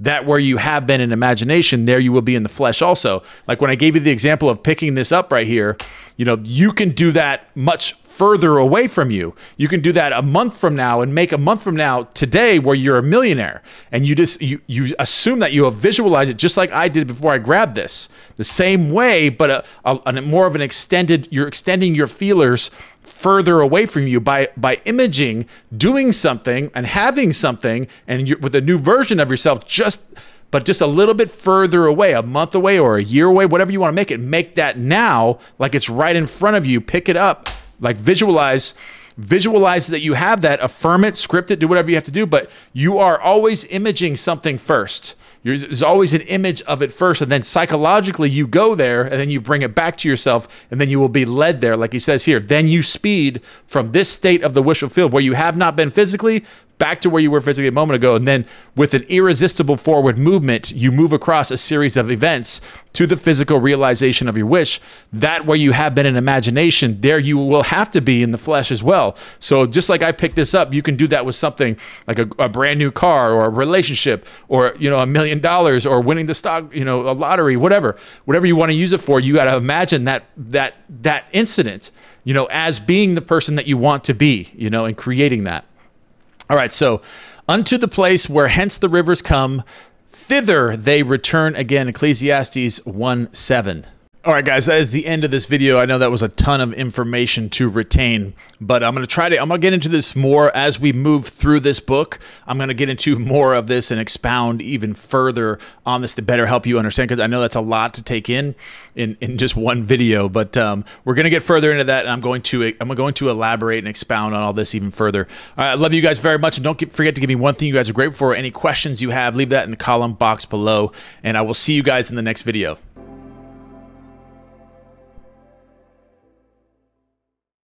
In this video, I'm going to break down the essential ingredients of why your life is the way that it is and how to change that, and all the ingredients that are contained within that. Welcome back to the channel, guys. This is Chapter 10, Creation, Power of Awareness by Neville Goddard. This chapter right here covers so much, and I'm going to break this down for you that way you can understand it. But this chapter right here is the one, okay? So, I am God, declaring the end from the beginning and from ancient times, things that are not yet done. This is Isaiah 46:9-10, which is very clear right here. I am God, declaring the end from the beginning. So you're declaring the end from the beginning. You're looking forward into the future, creating yourself in the future as if it's happening now, declaring the end from the beginning, and from ancient times, things that are not yet done. All right, guys, creation is finished. That means everything in your world, anything that you could desire to have, whether it's a brand new car or a new relationship or a new house, a new career, anything that you're desiring is already there for you. All you have to do is increase your awareness within your concept of self in order to extend your feelers and feel into that. Like it says right here, declare the end from the beginning. Declare yourself into that new state of having the things that you want, because creation is finished. And that's what he's explaining here. Creation is finished so you can have anything you want by declaring the end from the beginning. Okay, so creativeness is only a deeper receptiveness for the entire contents of all time and all space. All time, all space, fourth dimension, guys. We're living in the third dimension, passing through the fourth dimension, because, like, for example, for me to know you in the fourth dimension, which is not fathomable by the human mind, the fourth dimension, I would have to know you from the day you were born till the day you died, all at one time. I could see you completely from the day you were born to the day you died, all at one time, existing in all time, all space. But we exist in the third dimension, which we're passing through the fourth dimension slowly, like we're slowly passing it through it, like almost like a movie reel. But the movie's already completed. Like if you were to put it in that context of the movie, the entire movie, we're just passing, you're watching, basically just watching the movie and passing through it, but the movie's already finished. Okay, but you can change that, because right here he gets into this. All right, so because actually they coexist in an infinite and eternal now. That means there's infinite parallel realities that you can shift in, because there's an infinite amount of movies, and they're all ending differently. They're all different, completely different, but they're all existing all at the same exact time. In other words, all that you ever have been or will be, in fact, all that mankind was or ever will be, exists right now. And that's all through that theory of the infinite realities. There's parallel realities. There's an infinite amount of them. Okay, so this is what is meant by creation. And the statement that creation is finished means nothing is ever to be created. It is only to be manifested. Everything that you want is already there for the taking. All you have to do is manifest it, and you do that by increasing your awareness within your new concept of self, by declaring the end from the beginning, by visualizing or affirming or scripting that you already have something. You're declaring yourself at the end from the beginning. And that's what it's saying in the Bible. That's what it was trying to teach us, giving us instructions on how to manifest things, because you can't really create anything because everything's already created. But you can manifest to experience that portion of creation because of the infinite parallel realities where everything exists. Even it may not exist in this parallel reality that you're in right now, but it does exist in another parallel reality, and you can connect to that by declaring the end from the beginning. Like it says right here. Okay, we'll go back over that. I am God, declaring the end from the beginning. Those are the instructions from Isaiah 46:9-10. Okay, so this is what is meant by creation. And the statement that creation is finished means nothing is ever to be created. It is only to be manifested. What is called creativeness is only becoming aware of what already is. That's increasing your awareness. And you do that through the exercise, like the leaf exercise, meditation, stilling the mind, becoming totally aware in the present moment, and unlocking your potential to manifest different portions of creation that's already finished. Some other part of creation, you can experience that and manifest that.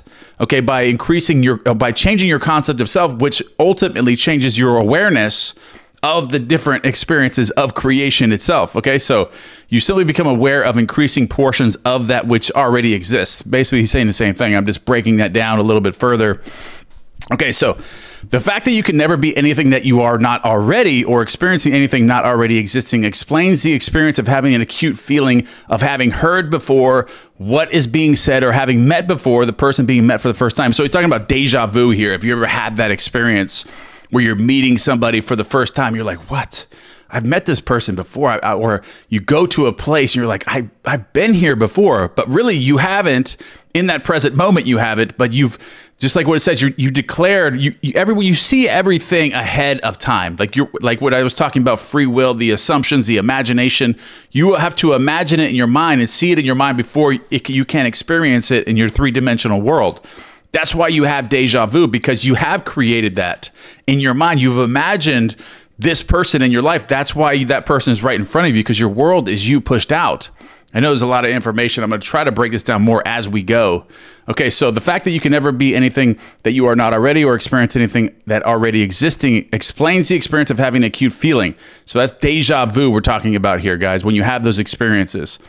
The whole of creation exists in you, and it is your destiny to become increasingly aware of its infinite wonders and to experience ever greater and grander portions of it. That is what we're destined to do, is increase our awareness so that we can experience greater and grander portions of creation by expanding our awareness, changing our concept of self, and increasing our, just the awareness of creation that is already finished, manifesting, different portions or new portions of reality that we want to experience by, like what it says right here, declaring the end from the beginning, guys, declaring the end, living in the end, and experiencing that end. Okay, so let's move on here. If creation is finished and all events are taking place right now, the question that springs naturally to mind is, what determines your time track? How do you experience these different portions of creation and manifest them?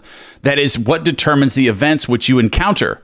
And the answer to that is your concept of yourself, guys. Your concept of yourself determines your time track of what you will manifest in these different portions, these different parallel realities, the different movies, so to speak, that example of what you're going to experience of that portion of your concept of self. So if you can push yourself, force yourself into, or effortlessly force yourself into a new concept or a new version of yourself of already having certain things, you transfer into those different movies, those different parallel realities of the version of yourself that already has these things. And you can keep doing that and slowly transitioning yourself and increasing your awareness of different portions of creation that already exists, guys. This is like huge right here. Okay, so concepts determine the route that attention follows. Concepts determine, okay, here's an example. I want you guys to do this with me.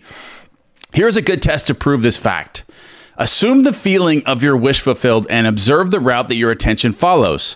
You will observe that as long as you remain faithful to your assumption, so long will your attention be confronted with images clearly related to that assumption. So right here, if for example, if you assume that you have a wonderful business, like right now, if you stop yourself, right now, close your eyes and assume that you have a wonderful business or a wonderful relationship or a wonderful career, or you have $3 million in your bank account. Just assume that feeling. Just assume it. Don't force a visualization. Just assume that right now, and then watch where you just monitor your thoughts and see where they go. And you will notice your attention is focused on incident after incident relating to that assumption. So then you're just like what we went over before, when you're imagining things, like before you grab something, you have to visualize that, and you're automatically imaging that before you actually pick the thing up.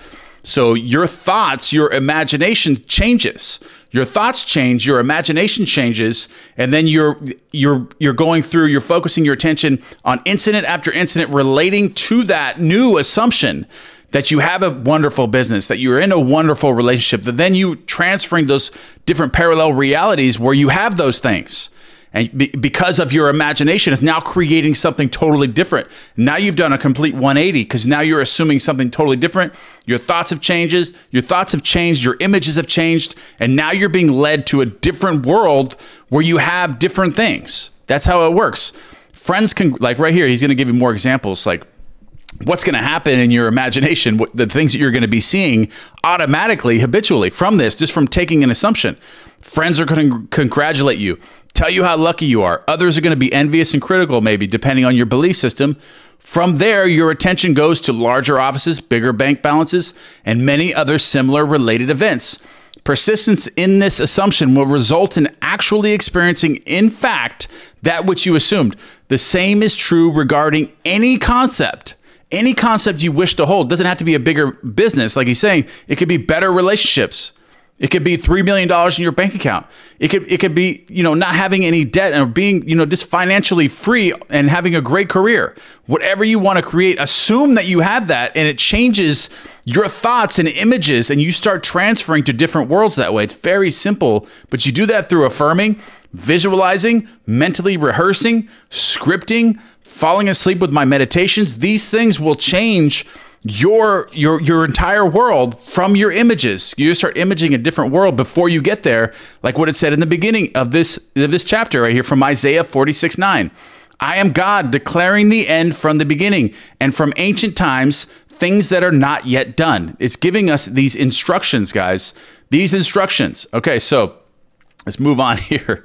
If your concept of yourself is that you are a failure, so basically, depending on what your concept is, that's what's going to create your reality. So if your concept of yourself right now is a failure, or you're in a state of lack, you would encounter in your imagination a whole series of incidents in conformance to that assumption, and keep recreating that over and over and over until you change your assumptions. Thus, it is clearly seen how you, by your concept of yourself, determine your present, that is the particular portion of creation you now experience, and your future, that is the particular portion of creation which you will experience. All right, guys, so that is the end of this chapter, and I absolutely love this chapter. If you can get this, if you can understand this, your entire life will change. You start practicing this, and that's what I want you to do. I want you to go into meditation today, or very soon, as soon as you can, and I want you to do this exercise right here. Okay, so this is a good test to prove this fact, that concepts determine the route that your attention follows. That's how you create or manifest things, because everything's already created. Assume the feeling of your wish fulfilled and observe the route that your attention follows. Okay, so assume the feeling, whatever it is that you want to create in your life, whether it's big or small, doesn't matter. Just assume it for 2-3 minutes. Assume that feeling that it's completed, and then observe the route that your attention follows. You will observe that as long as you remain faithful to your assumption for those couple minutes, so long will your attention be confronted with images clearly related to that assumption. That's what shifts you to that new parallel reality where you're manifesting different portions of creations, the different portions of creation that you want into your life. So you can have anything that you want by doing this. You master this one skill, you will have anything that you want. You can create anything you want. You can create a YouTube channel, you can create a business, you can create a relationship, a career, anything that you want. You can create that by assuming that you already have it, and then you will be propelled into that different world where you absolutely have it. And I've done it. You're watching something that right now that I've done it with is creating my YouTube channel. All right, guys, I love you guys very much. Don't forget to give me one thing you guys are grateful for, and I will see you guys in the next video.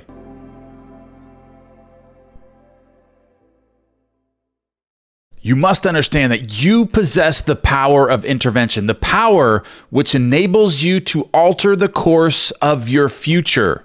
You can do this very simply by following the instructions in this video. You are free to choose the concept you will hold of yourself, guys. All right, guys, let's go ahead and jump right into this chapter 11, Interference, the Power of Awareness by Neville Goddard. You are free to choose the concept you will accept of yourself. Listen to that. You are free right now. You are absolutely free right now to choose any concept you will accept of yourself. So right now, the concept of yourself, you are accepting that as true. You are accepting that this is the person, unless you change that and you have the privilege of creating a new feeling state right now of a person that you want to be, whether that's a multi-millionaire or somebody that's living comfortably or happy, someone with a great physique, or in a great relationship, somebody in a happily marriage with children, living a fulfilled life. You can accept a new feeling state of the new person that you want to be simply by altering your present concept of self and becoming that person right now and feeling it regardless of your outside circumstances, and fall asleep in the feeling of this new person, and it will happen. All right. So therefore, you possess the power of intervention, the power which enables you to alter the course of your future. The process of rising from your present concept to a higher concept of yourself is the means of all true progress. The higher concept is waiting for you to incarnate in the world of experience. It's waiting for you. You have this privilege right now to create anything that you want. So just decide what it is that you want to be, do, or have, and then become that person regardless of your outside circumstances, and create a scene, come up with affirmations, come up with a script, something that implies that you are already this person, and replay that over and over and over, and just saturate your present consciousness with this new concept, this new version of yourself that you want to be, that has all the things that you want, and then you fall asleep with that. You can work on it through the day with affirmations by just creating this new person intentionally changing your personality, and then falling asleep with that, impressing that in the subconscious mind. And then the subconscious mind, as we know, is impersonal. It only knows what you tell it through your feelings and your concept of self, what you're falling asleep with, who you're falling asleep with. And then it will give it to you. It'll demonstrate that. It'll change your world. It'll change all of your outside 3D world, as we've gone over. It's a hologram. It's just a projection from inside, from your assumptions and your perceptions, and your imagination is God projected from inside of you out into your world. So whatever version you hold of yourself, and which changes your perception of your world, and that's what changes it. All right. So here's a Bible verse, Ephesians 3:20. Now unto him that is able to do exceeding abundantly above all that we ask or think, according to the power that worketh in us. Unto him be glory. All right, so him that is able to do more than you can ask or think is your imagination. Okay, this is part of this Bible phrase, him. Now unto your imagination that is able to do anything abundantly above all that we ask or think. Your imagination is able to do that, okay? And the power that worketh in us is your attention. Your attention. Just like the leaf exercise, you're focusing on that one thing. All right, like we've gone over so many times how important your attention is. Okay, so understanding imagination to be him that is able to do all that you ask, and attention to be the power by which you create your world, you can now build your ideal world. By understanding that imagination creates everything, and your attention on your imagination, your attention on what you're trying to create, holding a feeling state, intentionally thinking, intentionally holding your attention on a feeling state is the key to creating anything that you want in your life, is by having the ability to hold your attention on one feeling state and not allowing anything to disrupt that. Okay, because imagination created all. Imagination is God. It is the central figure in the gospel, is your imagination. And that is God. Okay, so, but if you don't have control of your attention fixed on one thing, like your new concept of self, then it's just going to be controlled by your 3D world, and you're not going to be able to control anything that you do. You're not going to be able to change your life. That's why I go over this so many times with your attention, developing your ability to not be distracted by anything, and allow yourself to be absorbed and submerged in a feeling state or a thing that you want as already having it, and then press towards that mark, okay? So important, guys. Okay, so that's how you can build your ideal world. Imagine yourself to be the ideal, right here, this is where he goes over it. Imagine yourself to be the ideal you dream of and desire. Remain attentive to this imagined state with your attention. Your attention, remain attentive to this imagined state. And as fast as you completely feel that you are already this ideal, it will manifest itself as reality in your world. I'm going to read this again, because this right here, by developing your attention, knowing that imagination creates your world and anything that you want, imagine yourself to be the ideal you dream of and desire. Remain attentive with your attention to this imagined state. And as fast as you completely feel that you are already this person or ideal, it will manifest itself as reality in your world. All right, guys, this is so simple, but if you don't have control of your attention, you need to develop that. Develop that, work on that, start doing that immediately, because once you have control of your attention and understand, because if you're watching this video, you already have an understanding of how to create. Now it's up to you to develop the attention, your ability to focus on this new feeling state of the ideal person that you want to be. Hold that feeling and it will manifest itself as reality in your world. All right, here. This is John 1:10. He was in the world, and the world was made by him, and the world knew him not. John 1:10. The mystery hid from the ages, Christ in you. Christ is in you. The mystery hid from the ages, Christ lives in you, the hope of glory.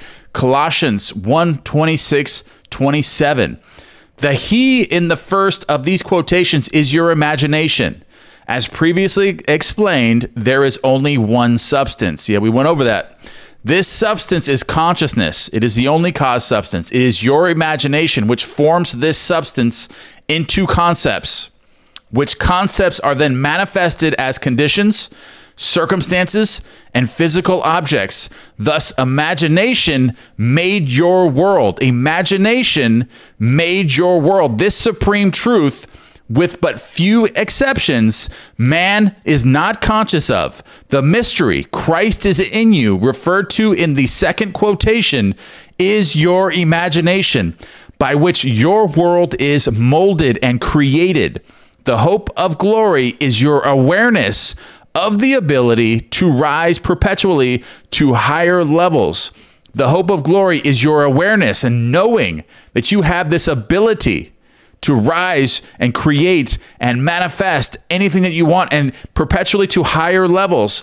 Create anything. You have that ability by understanding this and having a developed attention on the feeling of the person you want to be or the thing you want to have, do, or be. It doesn't, whatever it is, you can create that with your attention steadily focused.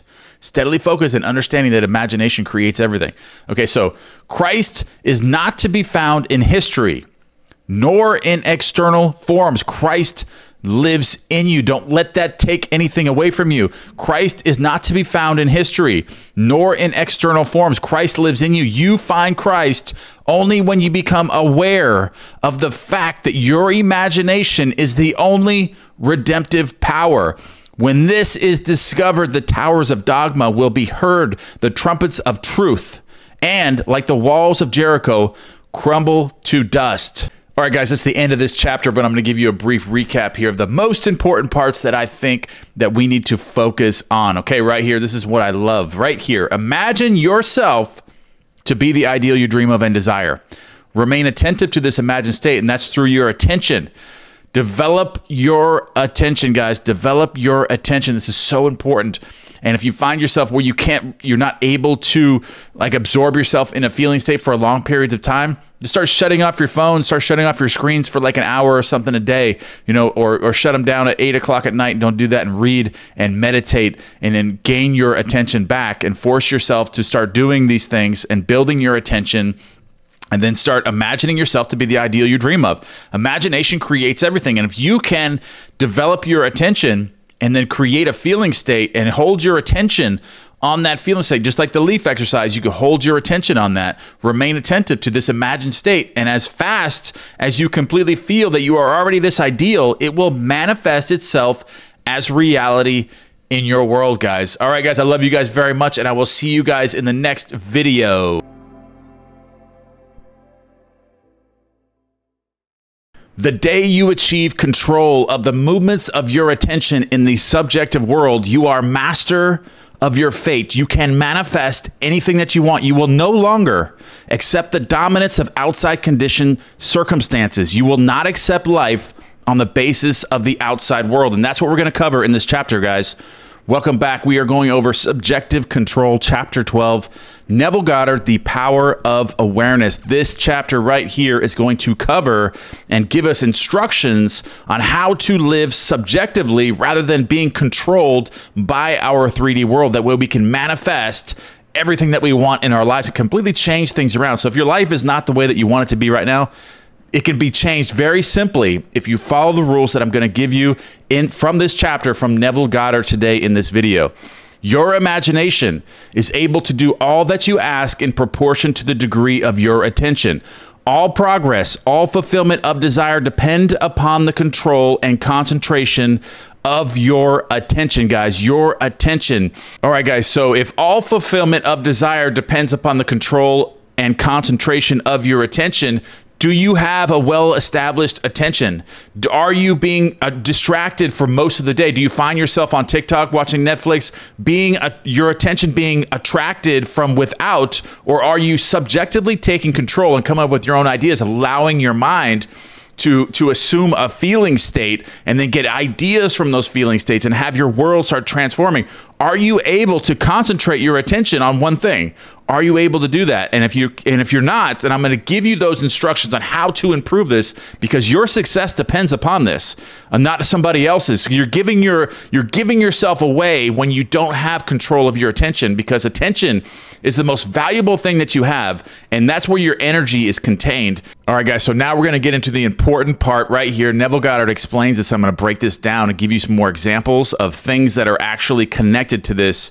That way you can have some really real-time ideas of how to maneuver around this and gain your energy, your attention back into your life. Okay, so attention may be either attracted from without or directed from within. Attention is attracted from without when you are consciously occupied with external impressions of the immediate present. Okay, so external impressions. Think of all the external impressions in your life that are, for the majority of the day, attracting your attention. You know, like your phone. If you're constantly on your phone and you're constantly being attracted by some sort of external impressions throughout the day, that is taking your attention from you. All those things.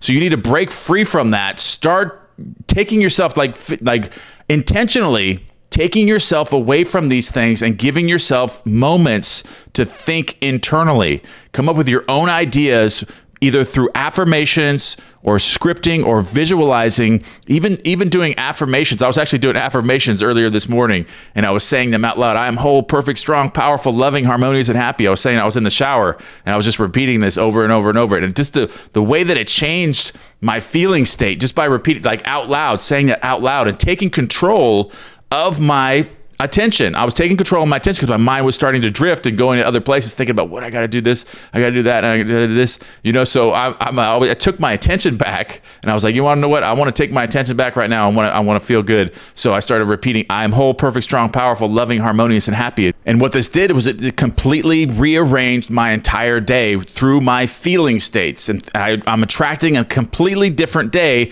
and also transferring to different parallel realities just by affirming this out loud. I'm changing my worlds as I go through my day and just changing things. Different things are going to start happening. Different doors are going to start opening by taking my attention and reversing it from externally to internally. And that's what we're covering this. I'm going to continue here, guys. All right. So it is obvious that in the objective world, your attention is not only attracted by, but is constantly directed to external impressions. But your control in the subjective state is almost non-existent. So we get used to this. We get used to that throughout our days and throughout our lives, not being trained to think this way. So habitually, you built up all this momentum to always be reacting to your 3D world and the external impressions. So we have to redirect that internally. So your control in the subjective state is almost non-existent. For in this state, attention is usually the servant and not the master. And that's what happens, okay? Through our lives, we become the servants of our world rather than its master and manifesting and creating the world that we want. We're now the servant, and our lives are dictated by the events in our 3D world because we've been attracted externally and reacted externally all of our lives. But we're changing that now. And once you can start building the momentum of just changing things, just like what I did with the affirmations affirmations this morning, I start reacting to my external world and not in a good feeling state. So I am whole, perfect, strong, powerful, loving, harmonious, and happy. Then I redirected my attention internally and changed it. I changed it. So now I'm being the master of my world and not the servant of it. Okay. All right, so there is an enormous difference between attention directed objectively and attention directed subjectively. And the capacity to change your future depends on the latter. Okay, so your capacity to change your future depends on directing your attention internally or subjectively. That's the same. Subjectively means internally. So when you are able to control the movements of your attention in the subjective world, you can modify or alter your life as you please. Just like what I did. I wasn't feeling good. I was in a lower vibration or energy or feeling state. And what I did, I started repeating this affirmation. And what he said, I modified and altered my life right when I did that. I changed my entire day by shifting to different parallel realities, by taking internal direction and being the master of my life and my world.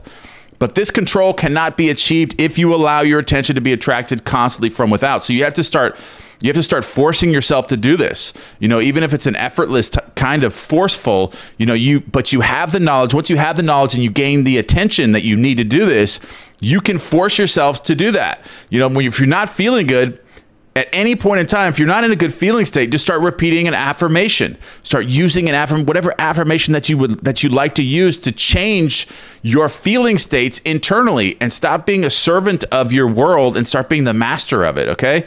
So right here, he says, each day, set your task of deliberately withdrawing your attention from the objective world and focusing it subjectively, just like I did with that affirmation. It's a perfect example. Each day, set yourself the task of deliberately withdrawing your attention from the objective world and focusing it subjectively, whether that's through visualizations or just repeating an affirmation out loud. I find that when I do the affirmations and I'm actually saying them out loud, that they're much more effective for me. I mean, that's just me, but I feel like when you're saying them out loud, you're really taking, because you're using your faculties of your 3D body, like through your mouth, through your voice. You're actually saying it, you're feeling it as you're doing it, and not just, saying it within yourself. You're actually saying it out loud and really gaining that attention, subjectively, internally, taking the direction of your attention on something great. I am whole, perfect, strong, powerful, loving, harmonious, and happy. I love this one. It's perfect, from Charles Haanel's book, The Master Key System. Okay, so in other words, concentrate on those thoughts or moods which you deliberately determine. That's what it did, okay? So it changed my thoughts and my mood when I started repeating that, which I took deliberate control of. Then those things that now restrict you will fade and drop away. It completely changed my entire day. So when I did this in the morning, it changed my entire day, started creating great things to happen right off the bat. And I'm like, you want to know what? I'm going to clean this. I'm going to do this. I'm going to go exercise. I'm going to make a video. I'm going to get everything done first thing in the morning. Set the day great, because I am whole, perfect, strong, powerful, loving, harmonious, and happy. So I can do anything, and I'm going to enjoy doing all this, okay, and helping people and just setting that intention for the entire day, and like we said before, transferring those different parallel realities, because I'm quantum jumping at that point by doing that, by taking that control. So the day you achieve control of the movements of your attention in the subjective world, you are master of your fate. Master of your fate. Completely change the direction of your entire day just by doing this one thing, by taking your attention, and not being the servant of your world, but the master of it. You will no longer accept the dominance of outside conditions or circumstances. You will not accept life on the basis of the outside world. And that's what I did. I did not accept the feeling state that I was in, the world that was feeding me something that I knew was not true, that I can change it at any point. I was not accepting life on the basis of the outside world. Okay, so I changed it. Having achieved control of the movements of your attention and having discovered the mystery hid from the ages that Christ in you is your imagination, you will now assert the supremacy of the imagination and put all things in subjection to it. Love this chapter, guys. We got the next chapter here, which I might get this one today because I'm feeling so good. I might just knock this chapter out today for you guys. Chapter 13, acceptance. But let's give you a little recap here. Okay, so subjective control is so important, guys. It's absolutely important, and gaining control of your attention And whenever you're not feeling good, just do what I did today. Say an affirmation. Any affirmation you want. You can use the one I used. You can use anything that you want, or you want to sit down and you want to write something out. Do a gratitude list. Go into the gratitude course on Neville book. Start doing that. Start writing down 10, 20, 30, 40, 50, 60, 70 things every single day. Start writing down these things and changing your thoughts and your feeling states internally. No matter what's happening in your world, no matter how bad it may be, you can change it by jumping to parallel universes, by changing your feeling states within, and you have that control. And that's what we're going over. Change it. Don't just put up with it. Don't just deal with it. Don't deal with it, change it. You have the power internally to change your feeling states. And when you change your feeling states, your frequencies, and your vibrations, you are going to transfer to a different parallel world where all these great things start happening to you, because the world is created from within you internally.